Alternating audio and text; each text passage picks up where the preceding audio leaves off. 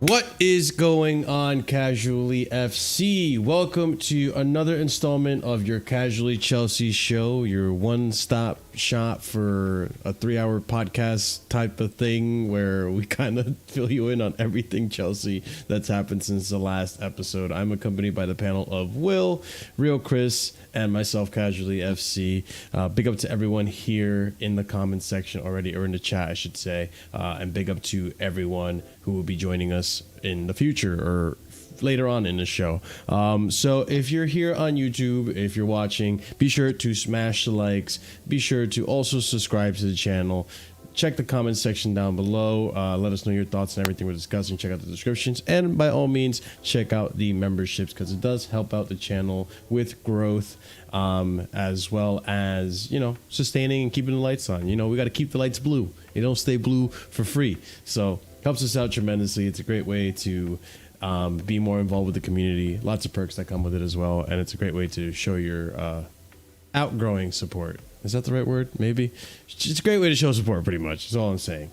But you can show just as much support by doing the free stuff like subscribing and liking the video. And for those of you who are listening to the audio, hey, be sure to come by YouTube at some point, pay us a visit, subscribe, like, all that fun stuff. So, okay, let's just get this show on the road. We got a lot to cover. I know it's been an international break. The news has been dull, which is what makes this show a little nice because we get to kind of talk about everything that's happened since last week. And there's been quite a bit. It all stacks up. You know, I don't run out of daily content to talk about. So let's start off with this first to get it out of the way is investigating Enzo. So there's a...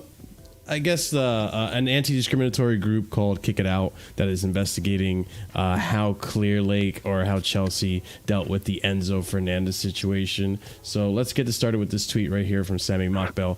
Chelsea have been approached by anti-discrimination organization Kick It Out to explain their handling of the Enzo Fernandez racism saga. Officials from the stakeholder are understood to have expressed their deep dismay at the way Stamford Bridge Club have navigated the controversial affair. So I'll be honest with you. I can't get upset about this. To be honest, I remember when we discussed this at first, we were thinking, I was thinking suspend Enzo or a ban from football until the end of at least minimum until January. A fine, education, all that stuff. Like, it's just what he did wasn't okay, and he knew he wasn't okay, and it was really stupid. So that's what I was thinking. And the fact that we kind of started off the season and it seemed like nothing really came of it, I think it is kind of annoying. But just because I feel that way doesn't mean the rest of you don't need to. I mean, it's up to you guys and what your thoughts are. But I mean, Chris, Will, whoever wants to start us off, like, what do you think about this? You think anything's going to come of it, or... Like you said before, yeah, I thought maybe the club should have suspended him for a bit, you know, as a punishment, because, you know, standard. But, like, talking about, like, the FA, right, they should be targeting not just Enzo, every player, like, in the Premier League, Argentine player involved in that bust. Should be investigated too. Just because Enzo recorded it doesn't mean he should be the only one accountable for, like, we literally had, Alvarez is in a different league now, of course, but, yeah. I mean, there's multiple players. Even, doesn't matter, though. Should still be Rodrigo de Paul, all these players that were there. Martinez, like all these people. Where's their investigation too? Because they was doing it as well. But yeah, that's the part that annoys me about this. It's all focused on Enzo when Enzo wasn't the only one. I get it because he recorded and he's a dumbass for doing it. But like, yeah, where's the investigation for the rest of them? Like, it should be all of them.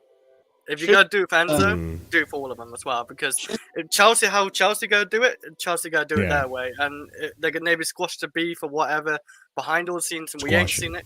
Yeah, just maybe they've already squashed it. Maybe they're okay now. We don't know. Yeah. Let's have it right. Yeah, like if they go investigate all of them because they all did it as well. Exactly. And if you go give Enzo a ban, you give the rest a ban. Mm-hmm. I'll be honest, I think it's more down to like the FA and the Premier League to make these sort of decisions than our club itself. I think if the club feel like everything's sorted within the club, I think that's just how it is. I think if like the Premier League or the FA want to take it further and investigate it and potentially have a punishment, then that's down to them. I don't think, as horrible as it sounds, I don't think the club are going to weaken the squad if they don't have to. As horrible as that sounds, I don't think the club are never going to do that, whether it's wrong or right. So I think kick it out if they want more of a punishment for Enzo, which I'm not really I think if he got a punishment, that would be fair. But yeah, I think they should go to the people that could actually ban him if they want him to be banned. I mean, I think the club have done everything they can to sort it out internally. So yeah, if the Premier League feel like, or the FA feel like this needs to go further, it will. If not, then it is what it is. As horrible as it sounds, I don't agree with what he said or did. I thought it was stupid. It was bigoted, but I don't think we can expect the club to do more than what they've done so far. Yeah, and if I had to be honest about this, like at the end of the day, no type of punishment or any type of fine or whatever is going to undo what happened, and it's not going to fix what happened either. At the end of the day, where I stand on this is that if no apology either is going to fucking undo it or fix it. Like, anyone can give out an apology, right? Like, for PR reasons, like, we don't know if he meant the apology or if he was just told to do it because of PR.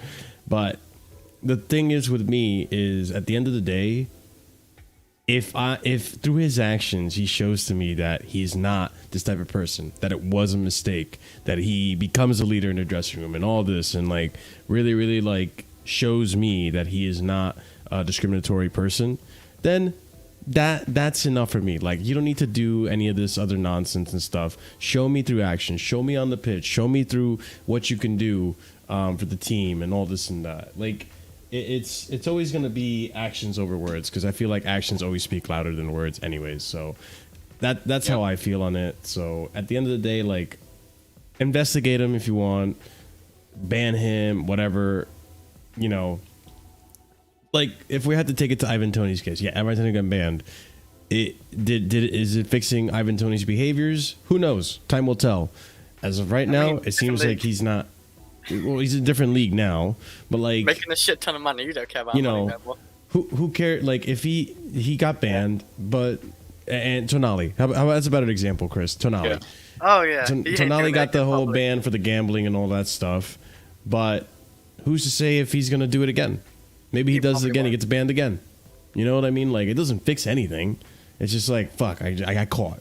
You know? So, at the end of the day, it's the actions, really. And if he doesn't do it again, then cool. He's learned from his mistakes. If he does it again, time will tell. I mean, Enzo just self-reported himself as well. He just recorded himself doing it. Yeah. Like, it's also about how people within the club and squad feel as well, to me. Yeah, like, and to me, it seems like they put any harsh feelings to the side. I guess I don't know if they were told to or whatnot, and I hope they weren't told to, like, just hush up about this stuff. But it's like it seems to me, Fofana especially, because Fofana seemed to be the guy like leading this movement right within the club. It seems to me like Wesley and Enzo patched things up and they're totally fine now, based on what I can tell from practice and on the field. Like, it looked like they patched things up. So if I have the feeling that they patched things up and they're okay with it, then that's really what I'm worried about. Is mostly like the team chemistry and how the French players feel about that. If those French players feel okay and understand that what they said is like, basically, if they forgave Enzo, then they forgave Enzo. Like, it's no longer on the club or the fans to tell them like, no, but you should be angry about this. Like, no, if they feel like there was a mistake and they forgive him, then they forgive him. That's their choice. They're fully capable of making their own decisions on this. So, any other thoughts? But I do think everyone is entitled to. Yeah. People are entitled to not forgive him if they don't want to. Yeah, exactly. Like, at the end of the day, it's down to your opinion. I don't really think it's my place to say whether about on it really. But I think at the end of the day, I don't think the club are going to put themselves in a worse position on the pitch. Yeah, I get that. And that's, again, I'm not saying that's the right thing to do. I'm saying that's what's going to happen. They're not going to ban Enzo if they're not forced to by the Premier League. Yeah, I get that. So at the end of the day, like, maybe this comes back to bite us in the ass in the future. Maybe it gets resolved and nipped right here, or it's just being dug up because there's not really much to talk about now that the transfer window is gone. Who knows? We're gonna find out more. I think what will come out, because Kick It Out are anti-racism charity, aren't they? I think what will probably come out of it is Enzo will do some courses and things like that. I think it will be more like, and I think that's what will come of it. To be honest, I think people are trying to twist this and make it look like Kick It Out are trying to antagonise the club. I don't think they are. I think they're just putting pressure on them to make Enzo go through like education and things like that. Yeah, and that's something I'm totally okay with. Like that, if anything, that's what should have been done to begin with, to be honest. Yeah. So it's just like, that's fine. Like, it should have been done. And so I'm glad if it does get done, I'm glad it does. So, I mean, that being said, let's move on to our next topic, ladies and gents. And Chris. It's not cute.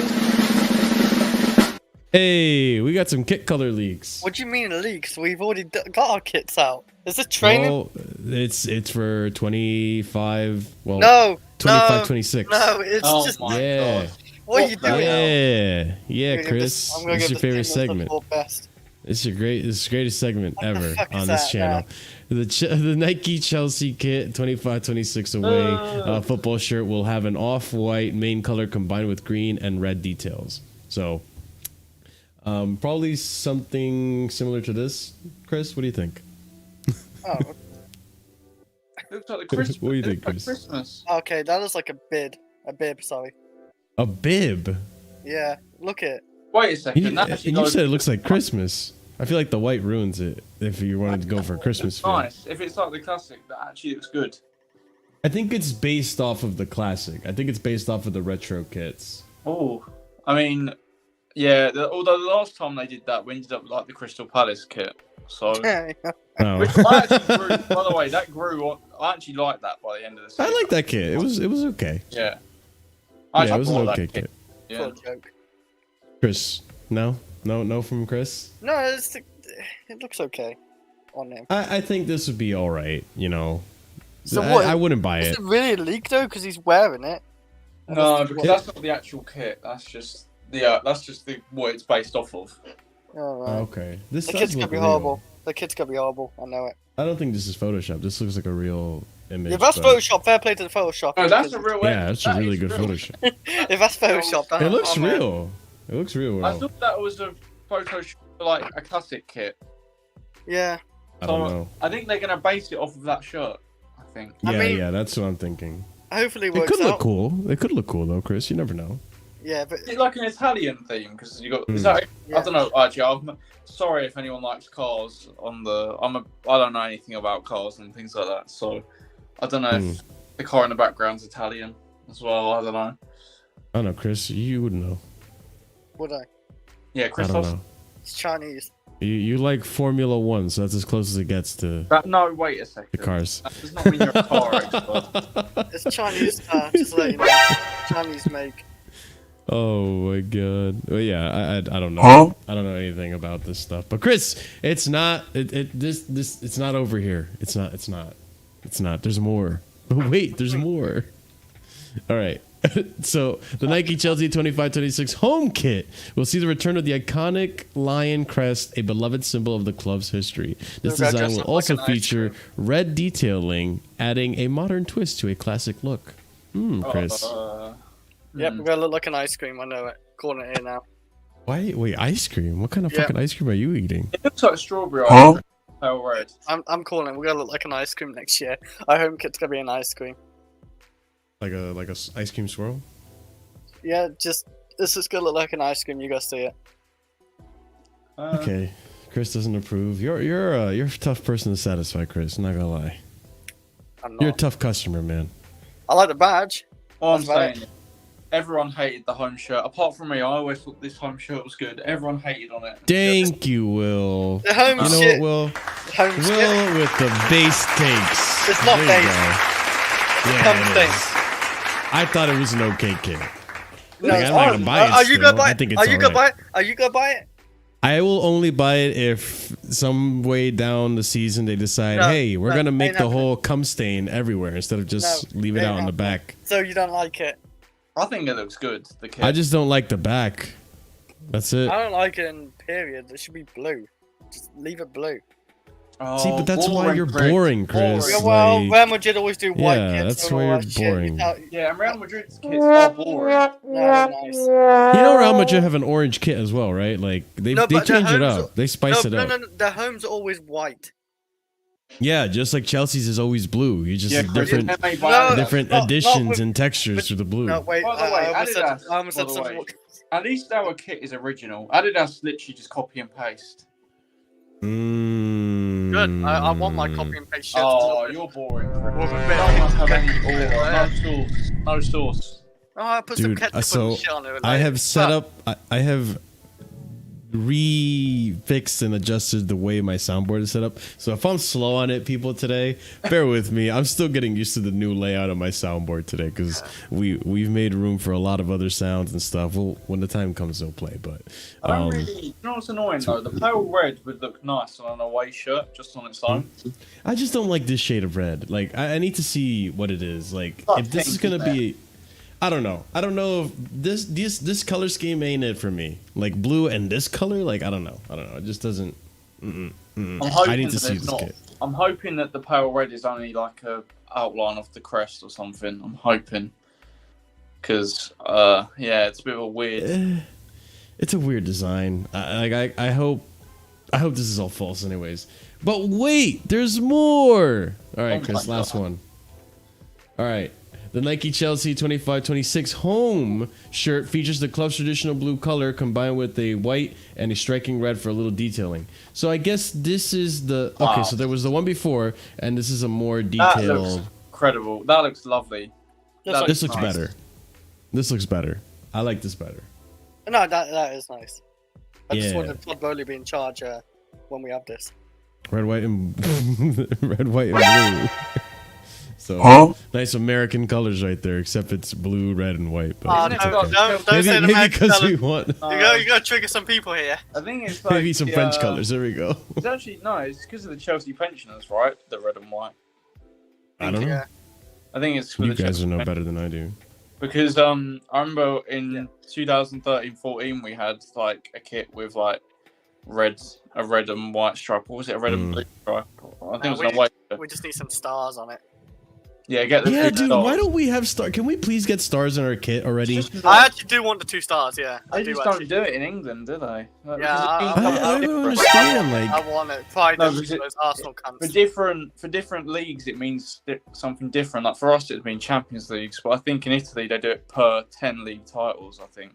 Well, that's Italians, you know. Like we Yeah. should do for Champions Still, League or Premier though, League, like, anything. come on, like, man. We should let's have add had the some stars stars in our back. kit. Yeah, please. Like I need stars on my Shows the kit. I need ranking up in to the world. flex. Exactly. I need to flex how big my club is. Like, But say, you I know, mean, they like, might not I be mean, as we big as can't stay- Galatasaray, but we they're can't. big. I don't know what Arsenal gonna do, but like or Tottenham, but we I mean, we can put some change stars. because we're gonna have to wait until we win the Champions League again to get stars on our shirt when they do like Why? the limited edition. Oh, Wait, really? Yeah, because do you not remember when we won the Champions League? They released shirts with the stars on.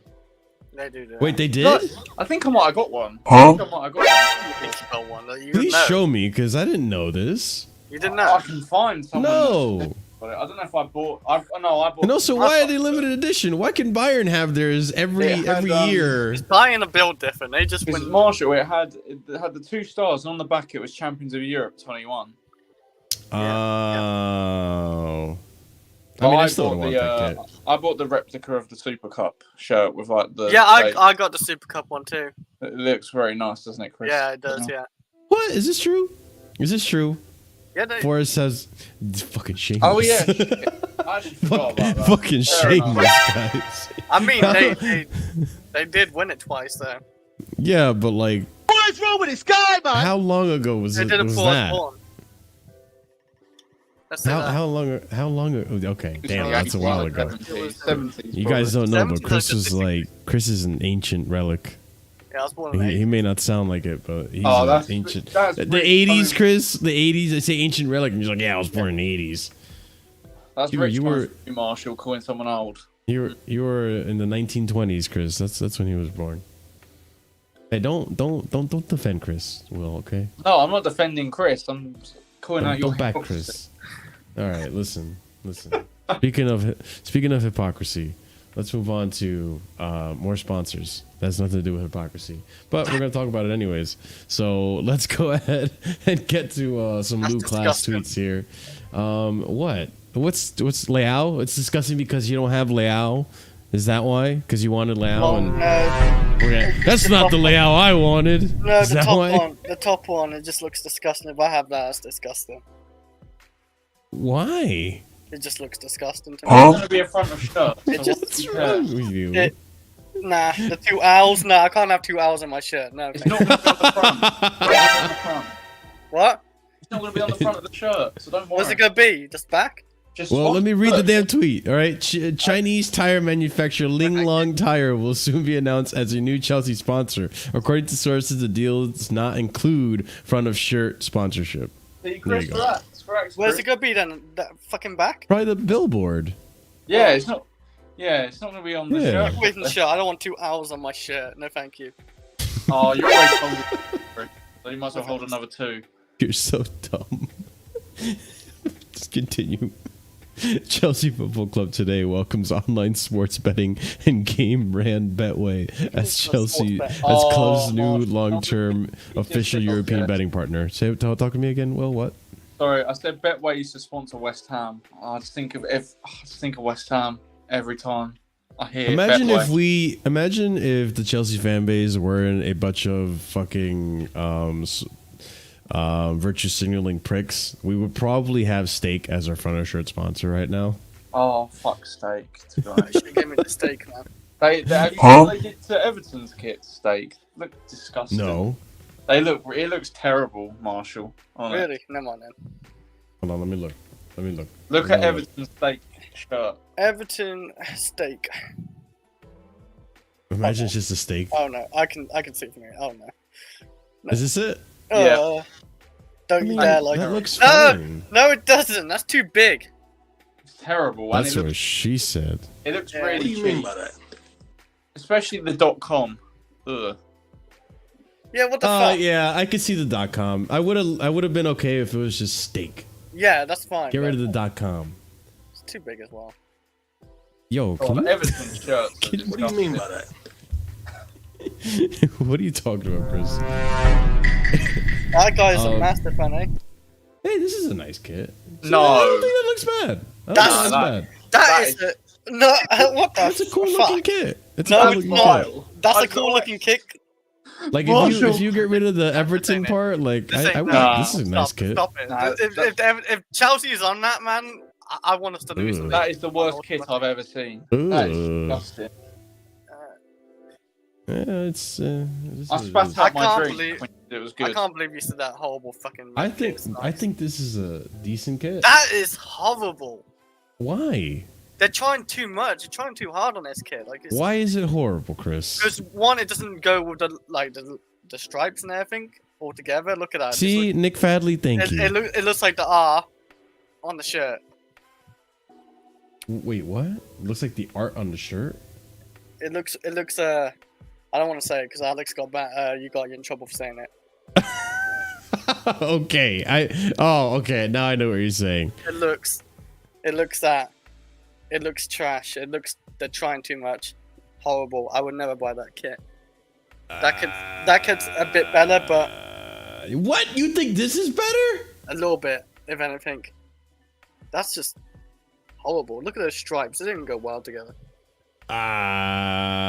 I think this is a better kit. I mean, I don't think this is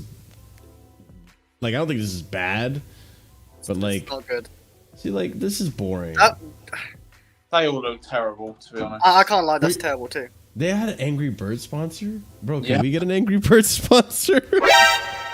Oh, they're washed now. We don't. Bro, want- I've derailed so much. Why are we talking about Everton kits? The only Everton know, that I actually. like is the white and blue one. Oh, Like, okay. the white with the blue. Oh, I That's see. really I'm great. actually looking at it right now. Yeah. But like, I don't think it's bad. And listen, I just want a goddamn sponsor. Okay, I don't care I what it don't. looks like in the front. We still don't have a front of shirt sponsor, I don't care. which sucks. I thought Infinite Alright. was fine. But I think they were fine too, but Tell you what, it's great when you buy the shirt without a sponsor. I love doing that. just feel yeah, like- but Chris, you know, there's no point in doing that genuinely because it loses its value. Like, I'm not gonna steal the shit. No, I'm not saying you are, but even like, I don't know. I'd rather wait. It's not even signed, so it's worth jack shit. I just think like when you're thinking about a front of shirt sponsor, it's like I understand you. In an ideal world, you want it to look nice, right? But like at the end of the day, it's just money. It's just another way to get money. Like, I don't care if it's steak.com. I don't care if it's pornhub.com or whatever it is. I genuinely do not care. we're allowed Just to do that. give We me can't do that. money. So We're one of my gonna be showing coworkers. kids too much of a website like that. Fair. Like, Huh? we can't be doing that. To be fair, I think Kids gonna say, "What's that?" and then they type it in. Nah, Hey, we don't- Joel free. wants another black and orange kit. What do you mean by that, man? wait, that's great. If you know, you know. What were you saying, guys? I'm sorry. I was saying that we did have 3 and we managed to pull that off. So Exactly. So like after a while, not that I liked it, right? But like after a while, it's like, yeah, whatever. You just get used Get to it. You used don't to even it. care. You don't even look at it. You look past it at one But- point, you know? but at least 3 was just a logo with no writing. Mm-hmm. Yeah. So there it is. It's just, even just a logo or something. I'm okay with that. But that's Give me basically these color leaks. And I mean that last one, that home kit with the blue, red, and white. Like I think that would look sick if we can play off of that. But I mean, time will tell with these kits. Okay, so let's get to a little bit more juicier news that we have here. Players left out of the Europa Conference League. So this was brought up as a little bit of a discussion earlier in the week by a good portion of the Chelsea fan base. So we're going to discuss it real quickly. If you don't already know, here it is, coming from Kieran Gill. Breaking: Cole Palmer, Lavia, and Fofana not a part of the next stage of the Conference League. Decision taken due to load management. These 3 players will miss 6 total games. Chelsea will try and accumulate as many points as possible, as European competition groups stage is now a league-style format instead of traditional group stage, which you guys will know also if you are watching a Champions League. They've moved to a new league-esque style format. And then Chelsea's Conference League squad list. Goalkeepers, we have Sanchez, Jorgensen, Bergstrom. Defenders, we have Disasi, Cucurella, Tosin, Badiashile, James, Gusto, Vega, Colwell, and Akimpong, who I believe they're on the B list. So now that we qualified to the group stages, they've been added to the list. Midfielders are going to be Enzo Fernandez, Madueke, Chukwemeka, Nkunku, Sancho, Dewsbury Hall, Caicedo, Casadei, George, and Dyer. And then forwards, we have Neto, Mudryk, Felix, Jackson. Felix. Oh, shit. Felix got added to this. I don't know how Felix got added to this. Jackson and Gui.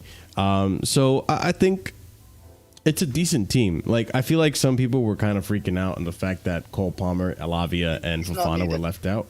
But they're not needed. Exactly, Chris. And we can add them into the... I believe you can add more people to your roster once you get into the round of 16 or whatever round is next.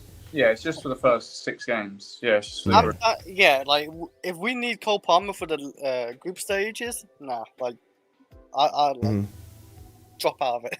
I mean, there's a reason we don't need him. Sancho. There's a reason we signed Felix. There's a Yeah, reason depth. we signed. Yeah, so surely like Jadon Sancho and João Felix and whoever is good enough for Conference League. So now that I think about it, now that I see that James is on this list, Yeah, that's the now that I see, who else? Sancho is on this list. Oh shit, shit. As well as Felix. Maybe B-list means something else then. Maybe B-list is like if you get players that are injured, you can add them into like a reserves kind of thing. You know what I'm saying? I mean, poor Caicedo, man, he's going to play every game this season, it feels. I hope not. I hope not, because this is my hope, right? And I don't know if you've heard me say this before, Will, but I'm hoping that there is a B team that starts the Conference League matches, and we only go to like Enzo or Caicedo if we need to get a result or something. I think players like Casadei should be getting minutes. Chukwuemeka should be getting minutes as well. I think players like Disasi, Tosin. Oh shit! I didn't mean to do that. Vega. Like there should be players that should be starting these matches. I think he's the only player really that can play as the 6 in that squad. So yeah, as Bill said, maybe keeping Leslie would have made sense for this. Yeah, I do agree with that. I mean, I think to be fair, I'm not gonna lie. I think Santos is probably too good to be a guaranteed bench player. So, but Leslie. Yeah, people have been saying that. Yeah. I think Santos is actually really good. I don't know if he'll work out at Chelsea just because I think there's going to be a lot of competition. I think he's better to be on the bench all the time. Mm-hmm. But Leslie, I think, would have been a good bench option. So, yeah, I agree with that. I feel like one of these players. Let me look at this. Madueke Chukwuemeka. Like, if anything, Chukwuemeka should have been sent out on loan or a Casadei over like a Leslie, in my opinion. I think they tried with Casadei though, and they couldn't really. I think a couple of deals fell through.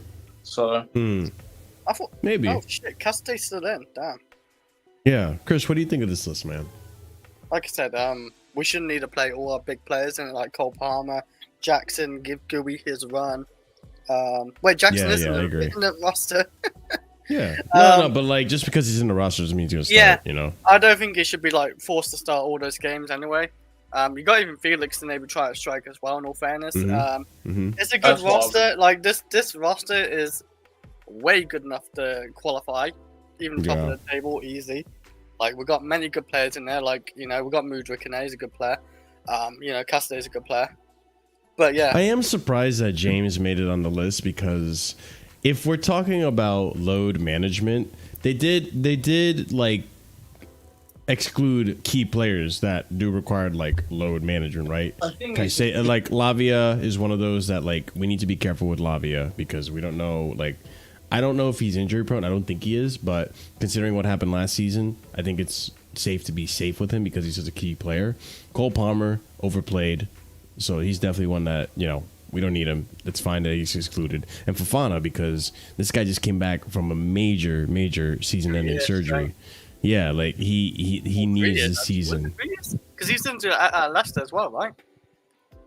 He missed at his last season of Leicester, and Will, you can correct me if I'm wrong on this. In his last season of Leicester, he broke his tibia or something like that. He pretty much broke his leg, right? So he was out for that season. Yeah. Then he was out of Chelsea when he joined us. He joined us. He was in and out of Chelsea. Yeah, he was. Yeah. He wasn't out straight out, but he played a run of games and then was.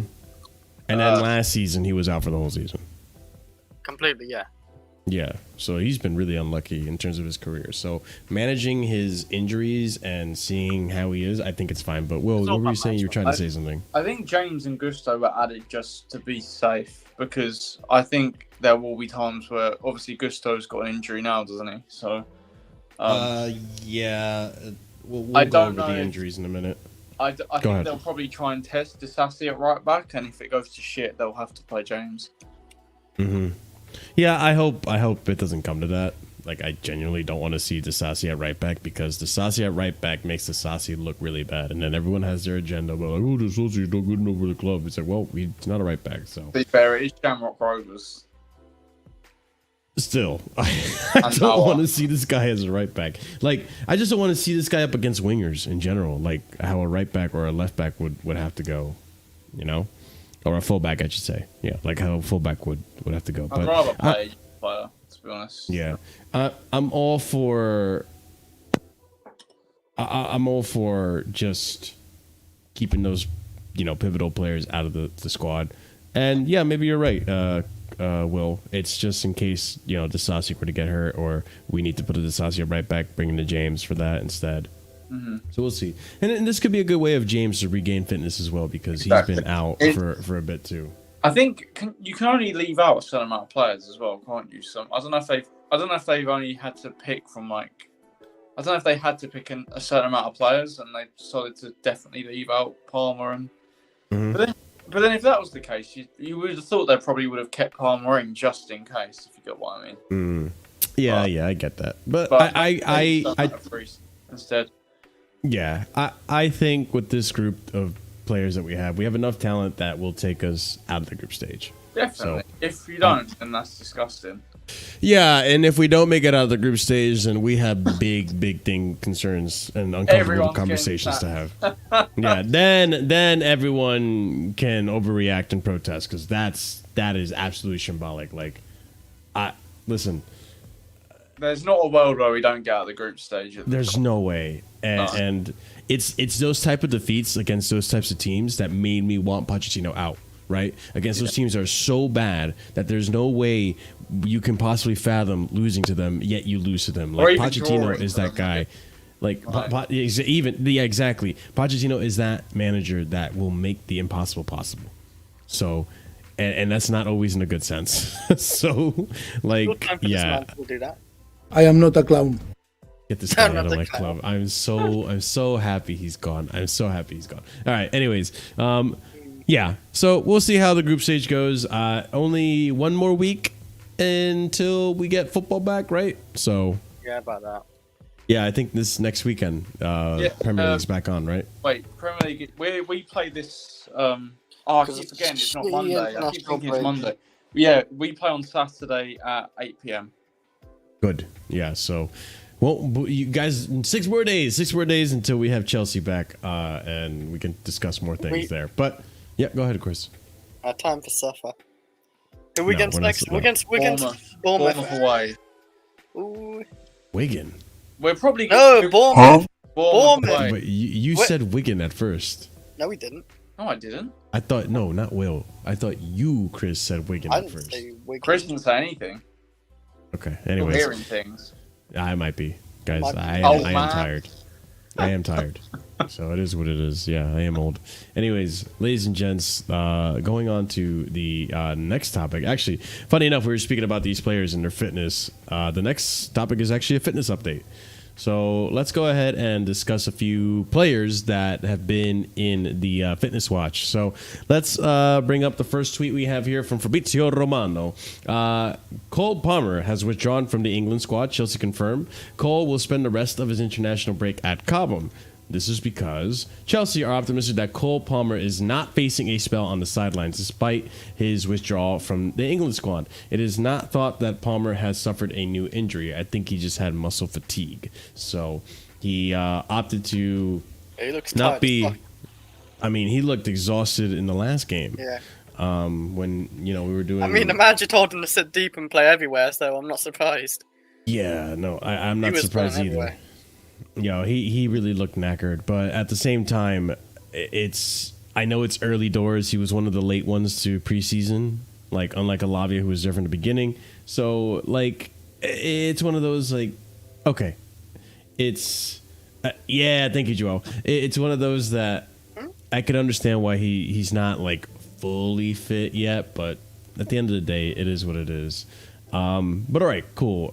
So we're moving on to the next player, Malagusto. So this is what Will was alluding to before. Official: Malagusto has withdrawn from the France under-21 squad because of a thigh injury.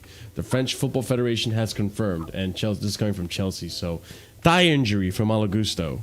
I hope it's not serious. I hope it's just like a pull or something like that, and he's resting it, because it would stink if he had a tear or a muscle strain or something. So we can't really know for sure, but it probably will be no more than 2 weeks when it happens. So yeah, I can't see it being more than that. And Chris, we have to have a serious discussion in a moment, but let's continue on from Malagusto. Thank you.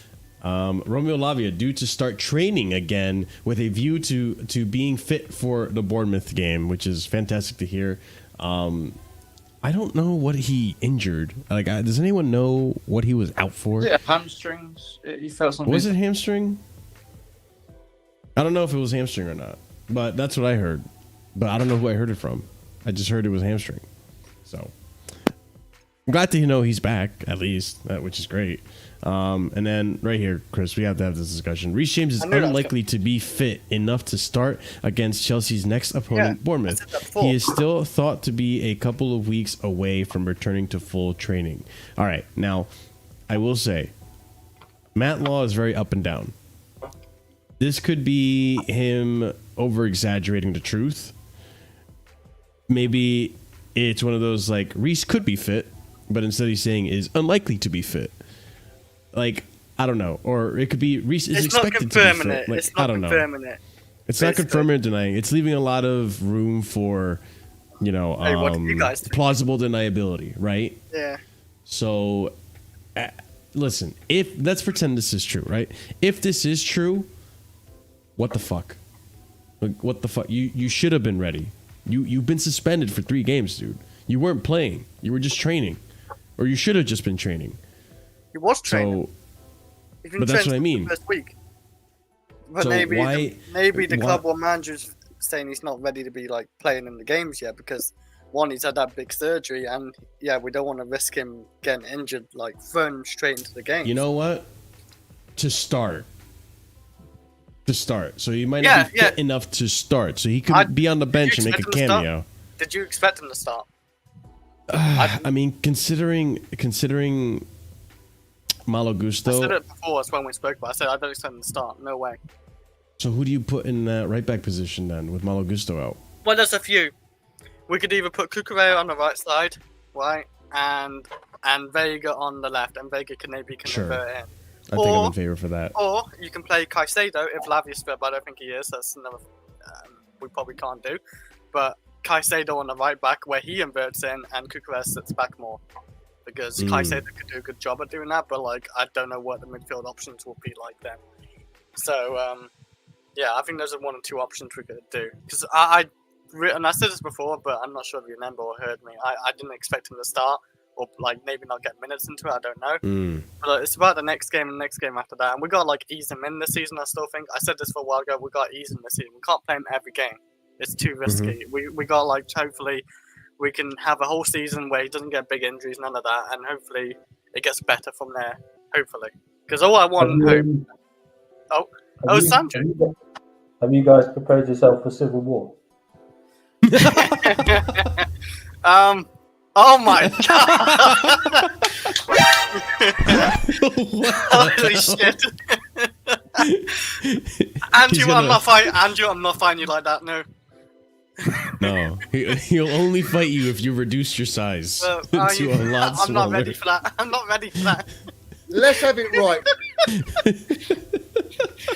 This is ridiculous, man. And I thought you were just joking by having the shield. Like, yeah, I was like, oh, okay, I thought it was a shield thing. Winter I think it's gonna maybe Soldier, hold a Civil shield. War thing. That's a good mask. I rate the mask. I'm just It's prepared. like it. I'm just I don't know you what's guys wrong are. with that. I was wondering, like, Andrew, are you on the other side of the room or under a blanket? Like, No, but I am your father. big up Winter Surfer. He's ready for Civil War. We are not. We are not, apparently. I have a hat. That's all I have. I can't wear that. my I'm on the proper Chelsea side. I'll wear it the entire stream. I'm proper Chelsea. Oh my god. That's ridiculous. Takes Big your up eyes Winter away. Surfer. Big up Winter Surfer. Always adding comedic value to the stream. But yeah, like it's it's Matt Law, so he could be conflating. And you know what? Chris is right. Were we expecting Reece James to start when he came back from his suspension? Maybe not. So when Matt Law says something unlikely to be fit enough to start against Chelsea's next opponent, then it's right, but it's also a little sensationalist, like to kind of worry the fans because they know they're already on edge. Yeah, he does. He does. You're right, Chris. So, I mean, let's see what happens against Bournemouth. It's Saturday. We'll see how Enzo Maresca sets us up. But going on to the next topic here is the other fullback who we don't know what's going on with him in terms of what's going to happen with his future. It looks like he's just going to be, He's just there. He's just there. he's just there, and he's going to be iced out of the club. Let's go ahead and discuss Benjamin Chilwell. All right, so here we got first tweet is from the Telegraph, Matt Law. Chelsea open to letting Ben Chilwell go to Turkey on loan. Otherwise, he faces 4 months on the sideline playing 0 minutes.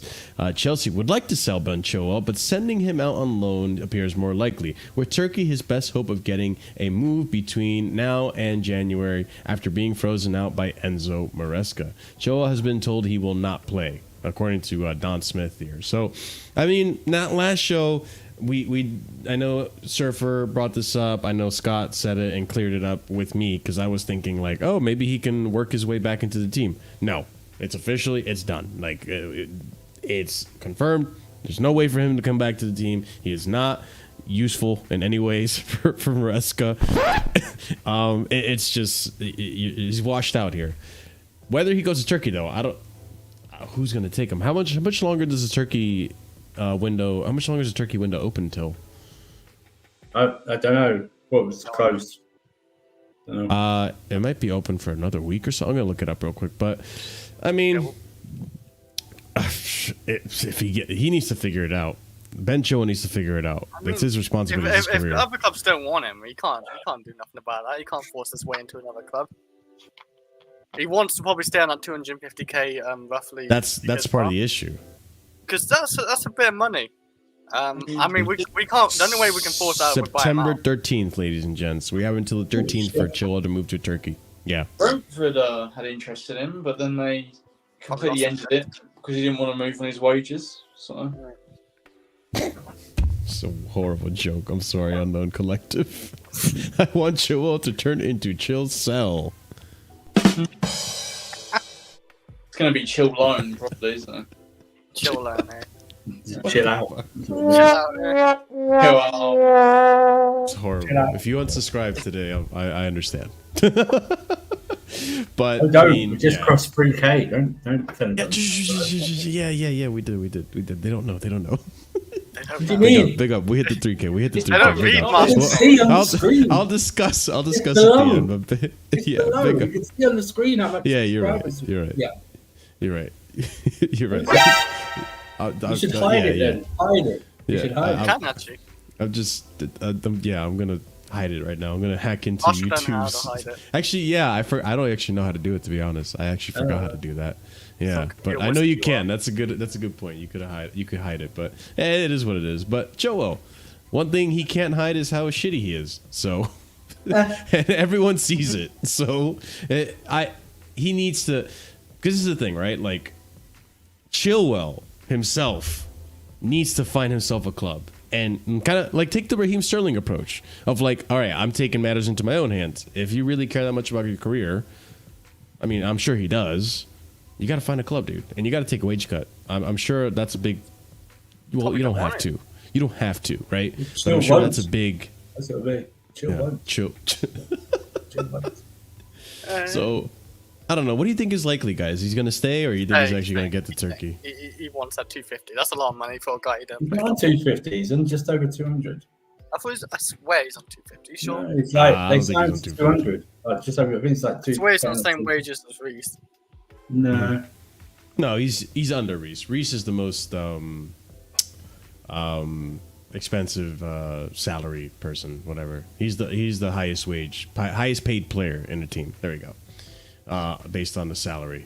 But yeah, so Chilwell, it's looking like Turkey, or it's looking like he's staying. No one knows. So If he goes to Turkey on loan, he'll still get the same amount of money though. So he should probably go on. He should probably try and find a loan move to Turkey.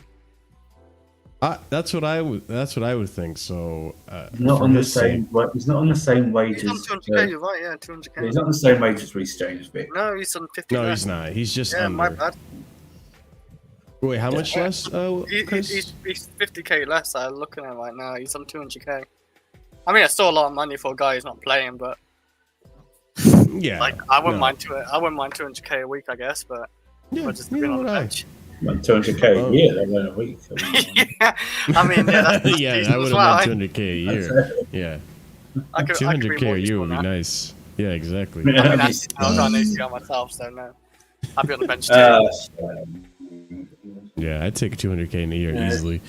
But all right, let's move on to maybe more entertaining players than Ben Chilwell, to be honest. Let's talk about Angelo. So, Angelo, here we go. Yep. Big Angelo got it. Here we go. Oh, shit. No loan. He got sold. Angelo is gone. No longer a Chelsea player. Angelo is. Angelo. He's gone. Angelo go. Angelo go. Here we go. I wonder how much he's getting paid. Here we Angelo. Yeah, get out. Yeah. That's enough of your shit. Brother, this guy stinks! Yeah, Oh, I get wow. it. So, Angelo Gabriel is close to moving to Al Nassr. Still in boxing. Wait, Angelo or me or both? Oh, You dude, That's 2 for what 1. So Angelo is going to Al Nassr. They want him. This is before obviously the move happened. What built up to the move is they want him to fill the last U21 foreign vacancy. Chelsea have rejected 2 offers of 21 million euros or pounds, I should say, and 21 and 25 million pounds. They want 33 million pounds. I don't know what ended up being the fee. I think it was less than that. Chelsea are in final discussions with Al Nassr to sell them Angelo Gabriel. Al Nassr have signed Angelo Gabriel for 19.3 million pounds, according So to they didn't Bruno want 20 or Andrade. 25, but they went for less. They got 19.3 billion pounds, which is How a much slight did- profit. Did we pay for him? Yeah, We did. paid 12. Yeah. Slight profit, eh? Thank you, Angelo, for the pre-season in 2023. It was Yeah. nice knowing you. Thanks for the profit. That's all he did. That was a great preseason. Yeah. It looked promising. Yeah, I mean, he kind of did. Like, He was never going to make it at Chelsea, so we're buying too many wingers. considering you got Cole Palmer that can play on the right, considering you had We just bought Sancho as well. Young player. Sancho, Madueke, Neto can play on the right as well. Like, it just wasn't going to happen. Yeah, Esteval as well. Chelsea are pretty close to having balanced the books, allowing Angelo's sale to Al Nassr for 19.1 million pounds. If you don't count Penders and Esteval, who were signed for 2025 and not joined yet. So 208.5 million pounds spent, 188.9 million pounds made in sales. So that's actually pretty good margins. Yeah, no, it's pretty good. It's a pretty good difference. We made a little bit of a loss but in this FFP. window. Yeah. We made a little bit of a loss in this window, but it's not something that we can't recover through selling other players that we probably have to move Or on to hotels. Chilwell. Yeah, I was going to say. Or reselling hotels too. How many Yeah. hotels do you have? We could probably find some other loophole. We could probably sell Stamford Bridge to Clearlake, and that'll be something like a profit margin or something. Chelsea That's the sell final Stamford loophole. Bridge. That's the final loophole. So Imagine Stamford if it was Bridge that to simple. Clearlake, and then Clearlake will sell Stamford Bridge to someone, and then we have no stadium. Sell it to Fatur. I'm sure you can afford it. He thinks Indonesia to Australia is just like crossing the road. You've got it's like 3,000 miles in between. Yeah, like hours on the airplane. You know, That's definitely We not trust how Matter, it we goes. trust him. he thought that he was abroad. He was abroad and thought that the transfer window when Osimhen still didn't go through. He tweeted out. He's deleted now. He tweeted out. This is just like Enzo, guys. Don't worry. In 8 hours' time, it will go through. It's like 8 minutes to the window. Check the window shut. You know. Oh, that's hilarious. He's going to buy his time zone. So, I mean, on the topic of Angelo, though, are any of us kind of disappointed that he didn't end up staying at the club? No, I am. I'm just. that's shut. You know, I'm upset. you know, We didn't remember- even give him a chance to play. in You one didn't game even of the remember we month. had Angelo until we sold him. That preseason he was cooking. He was Ah, cooking. shut up, man. You didn't even know about Angelo until we sold him, man. You forgot about him. Don't even try it. You don't even try it. No. You probably That even caught forgot we Chris. sold him. Marshall just reminded you about 5 minutes ago that's what happened. Yeah, probably. I'm upset. Yeah, Yeah. of course. Chris is on top of it. He was his number one ball fan. out at Real Madrid, at Bayern Munich. He's Real going to do it. Madrid is crazy. He's like Alan Sir. 4 Yeah, years he's time to like 8 years time. He's got a ball out at Real Madrid. All right, fine. Cool. Yeah, maybe. I mean, woe is me if that happens. Watch Yeah. it. But I told I you mean, so. it's again, I go back to the same thing with what happened with David Dacher Fofana, right? The club are not interested in keeping him. They're going to sell him. And I was looking forward to seeing how he would develop, just like I was looking forward to seeing how ANGELO would develop. But we have, like we'll mention, but there's Esteval coming up the ranks as well through the pipeline. We have plenty of right wingers as well. It just didn't look like it was going to happen. I mean, he had some promise, but, you know, we got a profit out of it. I would have thought maybe hold on to him, loan him out again, get his value up, and really flip him for a lot of profit. But it is what it is. He did get hurt last season, so that didn't help. So maybe there was concerns with that. But all right, cool. I mean, we're getting close to the really, meat and potatoes of today's stream, which I'm sure everyone's discussing. So before we get into that, be sure to smash the likes if you haven't done so already. It's like wiping your feet at the door. You go into your...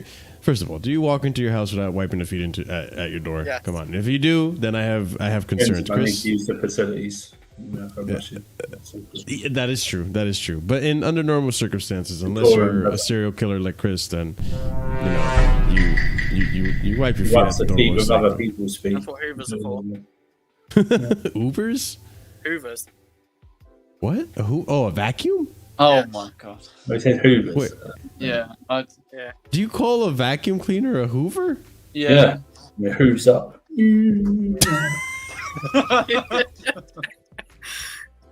Because it goes. I didn't know hoove was a verb. Thank you. You know, the more you learn. Like that. You would turn it on Hoover. So why'd you call vacuum, man? Because you vacuum up and vacuum it. It's no difference, is it? It's no difference. I guess, yeah, you're not wrong, Chris. And, when you're right, you're right. This is a very educational stream, people. So just, if you didn't know, for the fellow Americans, it's a Hoover. This is what happens during international break. But smash up the likes is the point that I was getting at. Please, on your way in, if you haven't done so already, and subscribe. Help us out, all right? Get the subscriber count going. We'll discuss more at the end. But yeah. So moving on to the next topic before we get to the meat and potatoes of today's stream is the Casadei and Carney are set to stay. So considering moves that didn't really work out during the transfer window, now there's plans to integrate them back into the first team. So Cesar Casadei is not expected to leave Chelsea in the final days of the other transfer markets that are open. He will stay. Then in January window, we will see his future. From Fabrizio Romano. Then the Athletic here reporting that Carney Chukwuemeka and Cesar Casadei will stay and be a part of the Chelsea first team squad. So I really think these players should probably get some minutes in the Conference League. But any opinions on this? I'm sure some of you probably don't care about Casadei, but I think there's some sentiment for Carney. Yeah. I like Carney. He's good depth for like Conference League and FA Cups and Carabao Cups because we do have a lot of forwards in this lineup. He won't get. Obviously, he's not like the player as a 6. He's got to be there as a 10 or whatever. So, yeah, he'd be good. He'd be a good squad rotation player. Like, or he can prove himself to be good. I don't know. Like, to actually fight with like Felix and Cuckoo. Who knows? Never know in this football game. But yeah, it'd be good depth. I mean, I'd be happy to see Carney play over Nkunku in the Conference League. That means Nkunku could play more in the league. Yeah, you'd hope so. That's what I would hope so, and I hope that would be enough quality for, us to beat most teams. And I don't think Carney's a bad player. Of course he's not. I don't think he's a bad person. I don't really know him, but I don't think he's a bad player. So I would like to see him get more minutes. He does just need, as long as he stays fit. Minutes to, like actually improve him as a player. Hey, Marshall, I know you're a fan of Casadei, Marshall. You're a defender. You're a diehard fan. Yes. I wouldn't say I'm a diehard, but I did have a lot of faith in Casadei. Yes. Blind faith. I don't know how his career is going to turn out, but Marshall. Why? Can I just ask? Why do you have faith in? Blind I don't know. Just like I think I got play at all before he came to us. No. But you watched him play at Leicester? A little bit. Wasn't horrible. No, I think he was horrible. You didn't watch him. I just will because we'll watch a lot. I didn't watch him play. When did you have time to watch Leicester games? You're right. You're a busy man. You're a busy man as well. We know this. Yes, where's you the guys hate? know I'm busy. Where's the faith? Okay. Where's the faith from? Hold on. It's called blind love. Come on. I'll play that for myself. We've established. You didn't watch him before he came to Chelsea. No, I You didn't didn't. watch him at Leicester. He only played like 12 minutes for us, like the He's second young. half of the season. Where's the faith come from? So the faith comes from the hype. The hype that came from the Italy tournament. When he was in the under 21 tournament, he was player of the tournament. I was just hyped up about it. He was scoring a lot of goals, and I'm like, all right, cool. I mean, this could be a potentially good player. I thought he was a cam, and I haven't really seen him play as a cam. So, listen, sometimes I have my own agendas too, you know? We saw what happened with Kai Havertz. I thought he would be the next Kai Havertz. Yeah, but wait. I didn't actually think that. Okay. Why would you brand him with that? Yeah, that's No, not very it's a high. joke. That was a expectations. joke. Oh, right. It was a joke. I promise. I promise it was a joke. Lord. What were you gonna say, Will? I'm sorry. But at least when you backed Havertz, at least he was. I'm not defending you on that really, but there's more reason to have Thanks. faith in Havertz than Casadei. Yeah, listen. You know, you gotta pick. You gotta Chris pick is a one. cold guys. Honestly, he's a cold. You gotta pick one to have an agenda for from time to time. You know, you can't always be. What do you think, Chris? Casadei's just not good enough. He's shit. But see what I mean? Like, Straight you to the just say point. he's shit. Like that. Straight to the point. I don't think he's shit. I think there's potential to be seen. His potential to pure profit, not pure profit. Yeah, I can see that. He's not pure, is he? I don't know if we'll get. Well, we will on the books get profit. What do you Gully, mean? he's tainted. He's tainted. He's not pure. He's tainted, right, Chris? Tainted. Oh, I don't know how much we paid for him. How much we paid for him? 20, Hopefully not. around Oh just my under god, 20. we're not making profit on that. We'll be lucky to Well, break like, even. A lot of Italian clubs are after him. Maybe there just wasn't no a more deal 20. that was good enough for us. That was worth it. Was I he don't linked know, with maybe- Fiorentina and it didn't go through for him? Fiorentina, Napoli. There was Oh, Napoli. those two clubs. And Napoli chose chose a McTominay. different midfielder, McTominay. Doesn't that speak a lot about it? All right. My son Now that McTominay you and said Gilmore. that. McTominay with no talent. My son Gilmore as well. Yeah. Yeah, and Gilmore's better. How much even paid for Gilmore? 50. Not That's that true. much. Not See, much. now when you guys put it that way, it makes me reevaluate my decisions in life. Why, Marshall? Because I remember you called me out about this in front of everyone about this. So you. No, I because you never- have an agenda. You have, I don't have you an have a agenda. custody I've agenda. Just no because reason you- to hate it We'll personally. watch him. Just because you run your own therapy session doesn't mean you can't take therapy as well. You know what I mean? That's true. Why would I Yeah, hate that's true. him? I just don't think he's very good. I don't know why. Okay. That's why I was so confused when you had your agenda, man. I didn't. the- You wait a second. You have more of an agenda than I did. Did, Wait, I did get Will, two. sorry, you said an agenda. Did Will only discuss Casadei every time you spoke to him about Chelsea? Because that would mean the agenda. No. No, but I They- felt like every time I brought up Casadei, I would You know where the hear agenda's Will's been teeth just grit. Like, No, "Ooh, that because, no, wait a Casadei." second. You said that Casadei would be a better performer than Gallagher. That's what you said last Yeah. time. I still believe that. Well, I still believe we're, that. we're here to see And it. I don't like Gallagher. I don't even like Gallagher. But it pissed Mm-hmm. me off. It really pissed me off. Yeah, this is the truth is coming out. The Well, truth is coming out. I mean, at least we saw Gallagher do good things at Chelsea, somewhat. well, yeah. I mean, What's we'll Casadei gonna see. do at Chelsea? Wherever Casadei ends up going and playing, we'll see in due I time. mean, they're if he liking ended up him being at a better player Atletico. than Yeah, Gallagher. they're liking him at Atletico. He's having good Yeah. games. Oh, they like anything at Atletico. This is their first. This is. Wait, what? They like anyone that runs. I mean, that's fair. That's fair. But yeah, I mean, Casadei, Chukwuemeka, set to have first team plans. We'll see how true. that's Marshall, gonna do you know what's be. going to happen? Casadei's going to get the minutes like he did under Poch. It's going to be pity minutes at the end. Let's be honest. Basically. I mean, maybe not, considering Enzo's already worked with him at Leicester before. He just got yanked And his out. line got Like, cancelled. that's the other thing I don't understand. Like, that loan, why did that loan get canceled? There was no purpose to We cancel called that him loan. back. And we called him back because he's tall. Never He did also wasn't a starter. I don't think the line was good for him anyway. I don't. He was. I think he was beginning to get more minutes. Like, No, what I don't happened? He got a goal off the bench a couple of times, and he got a start, and then he didn't play that well, so they benched him again. And then, to be honest, like I don't rate Casadei, but that loan wasn't entirely his fault. They just chose to go with Winks, Dewsbury Hall, and Ndidi. That's what they preferred. It was a hard loan. And those for him. players are better than him, Yes, obviously. sir. It was just a hard loan. Yeah, no, Probably that shouldn't have makes been loaned sense. to that level of club yet. He probably should have gone to a mid-table championship team. To be honest, that's true. That's true.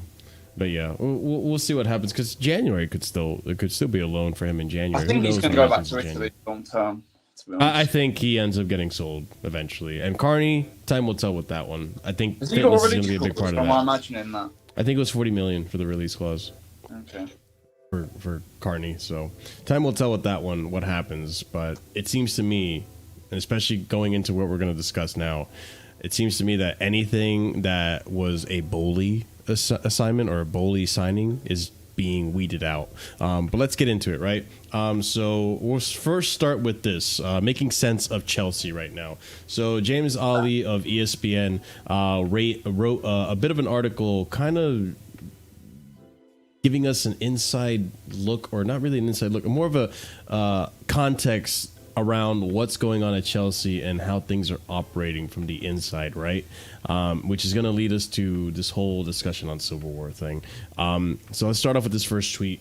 Is exclusive: Premier League clears Chelsea's 76.5 million sales of 2 hotels to sister company in a deal which aids their compliance with PSR. Sale was being assessed for fair market value, but the process has now concluded. So good to hear that we got away with another loophole. Some fans would tell you that we're breaking the rules and doing things illegally, kind of like how Roman did it back in the day. Not dissing Roman, he did what was best for the club at the time, but we're not breaking any rules. We're just looking at the rules, seeing that there's a loophole here and a flaw, and using that. So it's not breaking the rules. I mean, we're playing by the rules. If anything, it's a much stricter environment for finances this day and age than it was back when Roman took over. So continuing on, a source close to Clearlake told ESPN they expect to end with a net spend of around 0, including loan fees, once all transfer windows around the world are closed. If they achieve that, it would put them approximately 14th in the Premier League for spending this summer, which, honestly, considering the players that we have and the quality of the team, on paper, I have to emphasize that, on paper, it's actually not bad in terms of spending. So that's pretty good, considering we didn't spend that much. We have a decent amount, a good squad. Most people would say. Will it be enough to compete for top 4? I think so.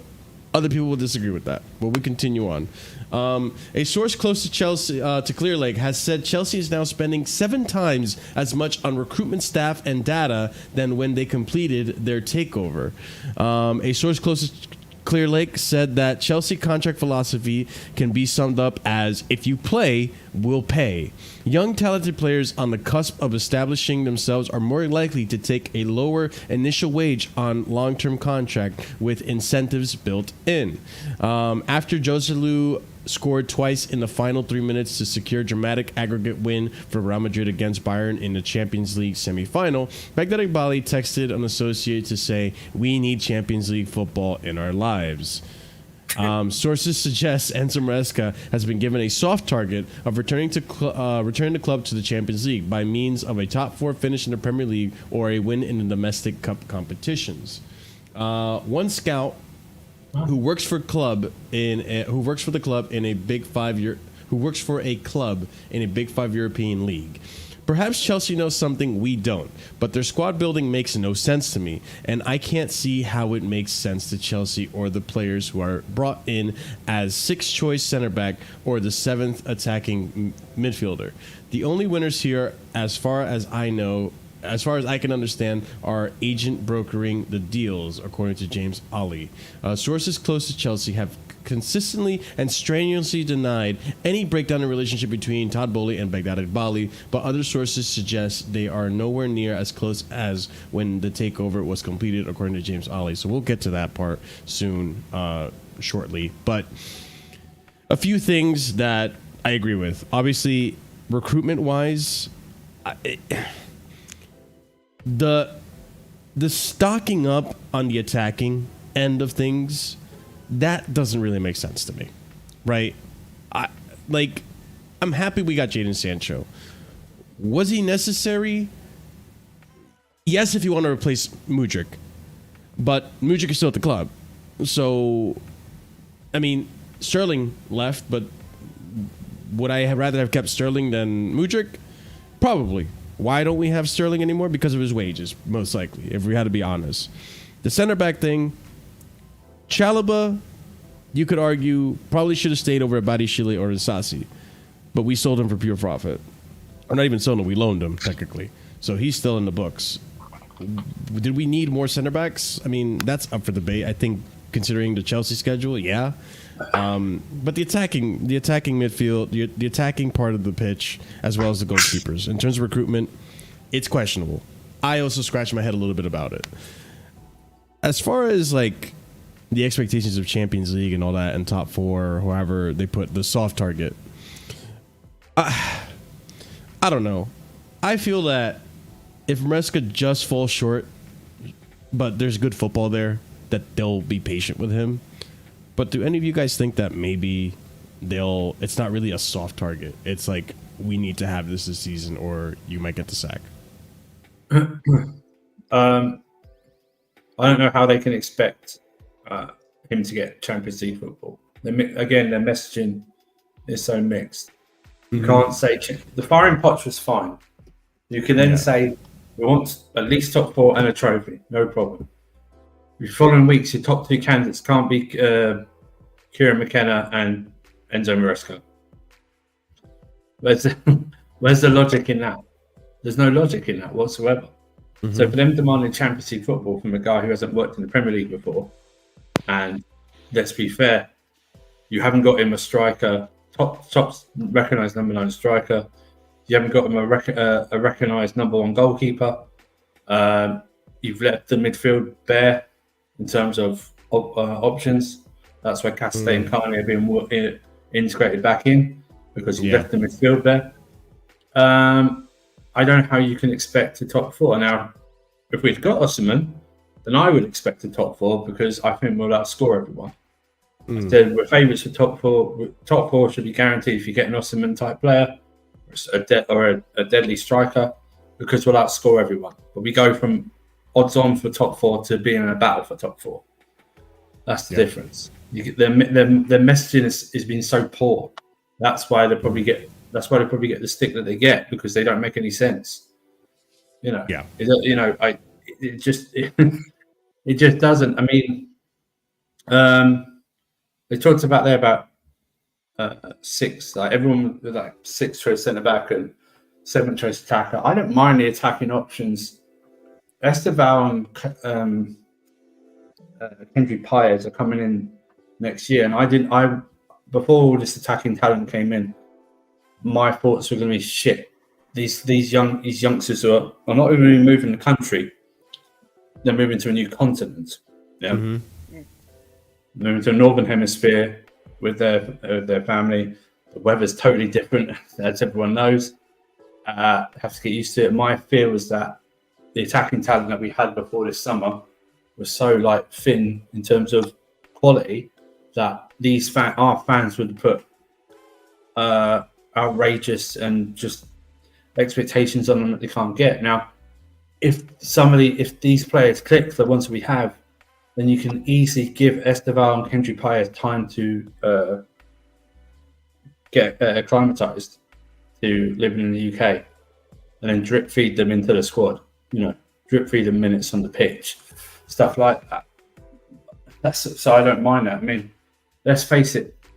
We know that some of these players are never going to see. We've already seen it this summer. Some of these players are never going to see Chelsea shirt that are being flipped for profit. I don't know. This Argentina defender that we bought from Boca Juniors is ever going to see Chelsea shirts. You know what I mean? You might get flipped again. If Kendry Paez and Esteval don't work out, they'll get flipped. It's just one of those. It's just one of those things. But I'm about the contracts and stuff like that as well. Every football fan wants these type of contracts. The rival fans who laugh at us don't even realise that their own clubs are starting to do these type of contracts in terms of length, in terms of Man United are cutting the wage bill. Arsenal aren't spending a lot, although they just gave Bruno 300 grand, so that sort of blows their, being on the water there. Liverpool's look at Liverpool, look at the contracts coming up. They are one or two of those players whose contracts are probably aren't going to be there next year. Yeah. Do you know what I mean? They're probably going to give one of them a big contract, and the other two aren't going to be there, or at least one of them is not going to be there. It's only really City that are paying the odds, and they can because they're winning so much. So the bonuses they get from winning covers it. You know what I mean? And that makes sense. Yeah. When they won the treble, they got like 300 million from winning the treble, so it like covered what.